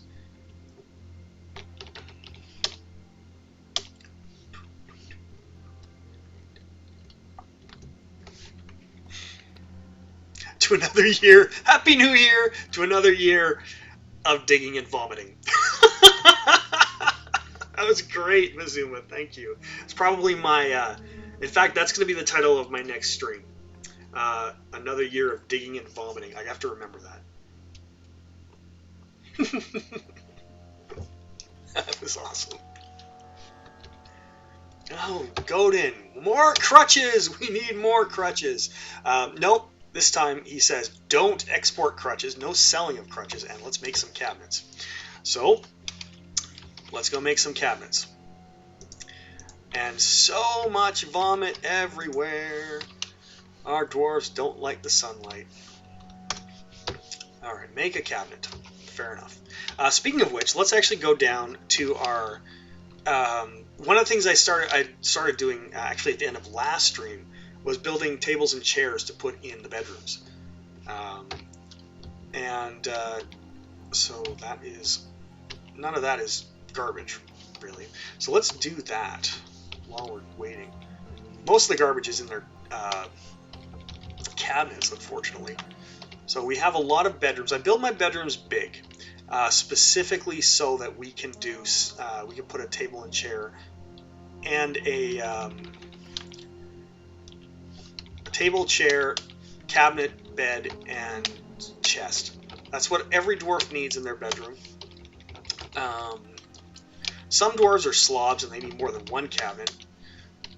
And some bedrooms as well will be claimed by more than one dwarf if there's a couple, right? If they're married or having an affair or whatever. Sometimes you need to put more than one cabinet and stuff. So I make my bedrooms 3x3, which gives me 9 squares to do stuff. Dwarves like space. Dwarves like their space a lot, in fact. Just by making a big bedroom, even if it's got nothing in it but a bed, they will think it's a really good one.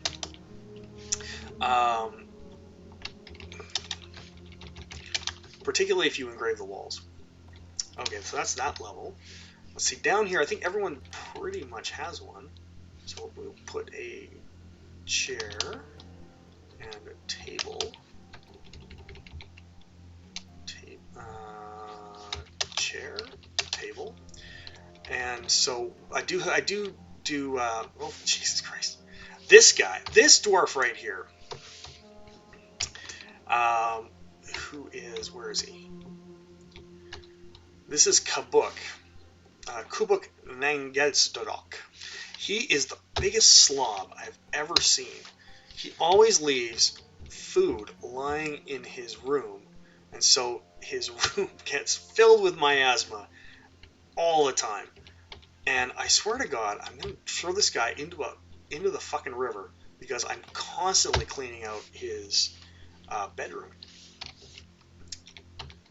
But luckily, nobody goes in there except for him, so he can enjoy the stink on his own. But he is a total slob.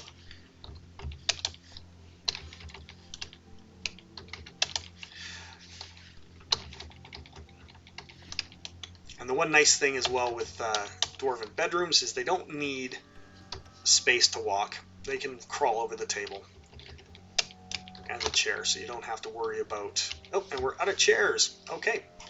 Well, that's all right. So you don't need to worry about leaving space for them to walk, although I like to. I think it looks better. Dump. Okay. More vomiting. All right, so we're going to go... So I think what I'm going to do, so this is the start of the bridge across. So we're going to have the trade depot kind of on this level here somewhere, just over here on the other side. The caravan's going to wrap around and they're going to come here. It's incredibly amount of personality dwarves have. The game continues to impress me. The personality of the dwarves is what makes this game. If you look at them as Sims, like what you see in SimCities or City Skylines or something like that. This game is nothing. It's nothing, or it's nothing. Nothing unique, but because each dwarf is a unique individual, in a very and detailed, so incredibly detailed, down to the fact. I mean, I have a dwarf with a ripped off face who's perfectly happy, but and things like that is just absolutely what makes this game special. It's the oh shoot, I didn't want to do that. Shoot. Build seawall. Okay. But yeah, the detail in this game is what makes it unique and what makes it such an accomplishment to have created, frankly. I mean, the fact that you'll have a random creature with incredibly detailed injuries, and it'll have a scars from old injuries and things like that. I mean, it's just incredible, and it never ceases to amaze me. Okay, now that I've got this, I could probably now leave it. Okay, so we're gonna go. So what we're gonna do here is we're gonna designate an up ramp, and we're gonna go into marking here. Actually, no, maybe we should start actually digging this. So this is going to be our bridge, or the starting, the beginnings of going across. So I'm going to dig this here, and we're going to actually convert this to proper digging. Okay, and we're going to do an up ramp here. Oh shoot, we're still on marker. Oops, wrong button. So many wrong buttons. Okay, so now we're going to dig a ramp, which is going to take us up here. No, we don't want it that close. That's too far. So I want it to come out about there, I think. So where is this exactly? That's okay, perfect. So let's go here. That's where we want this to come up, and so we're gonna have it's gonna start over here. Now, keeping in mind that everything around this is going to be channeled out, so this is going to be a freestanding bridge. So it's going to, so we're going to just X that, and we're going to do the up ramp about here, I think. That looks about right. So they're going to come up here, and then the bridge is going to go across here, but we're going to run into a pillar. That's no good. So we're going to have to do a dog leg. Stop! Stop digging! Stop digging! You're too quick! I should mark this out before I do anything. Okay, so we have a lot of space here. These levers, I'll move them eventually. Those were the very, very first levers that we built to control our main doors up here. So this one and this one are controlled by those levers. We'll rip those down eventually because they're not exactly something you want on the main highway to the trade depot. Shift. Oh, look at that. Sexy. Alright, where were we? There we go. Okay, so what I'm going to do is widen this room out a bit. So we can move, we're going to move that bridge over a touch. Which will be okay. So it's going to kind of be, because we want to avoid this pillar. I would kind of like it to go here. Maybe it was a little curve a little bit. That would be alright too. Because I'd like it to go right in between these two. So just like that. Okay, let's do that. So we have to kind of go, what if, so that's kind of the middle, right? No, that's the edge. This would be the middle. So that's kind of where we need to be. Alright, so we're going to go into marker mode, and we're going to start 2 on either side. We're going to dig. So that should be 5. It's 1, 2, 3. So we'll dig that out. Alright. And that's going to get into that pillar. We have too many pillars. Too many fucking pillars. So we'll worry about that. I will think about how I want to do this. It may have to go around the pillars, which is actually, oops, that's marker mode. So let's go into, I may actually move around the pillars somewhat. I think that's actually going to look pretty cool anyway. if there's some curves in the walkway. But clearly, when I made all these cool looking pillars, I didn't think about the bridges that have to go across. Alright, I have about 3 minutes of the stream left, so I'm going to get this designated. I'm going to go check on that top construction that we've been working on, and then I'm going to call it a day, because I have to go pick my kids up. And we're going to unsuspend that and go up top. Alright, now build, C, fortification. Alright, and there we go.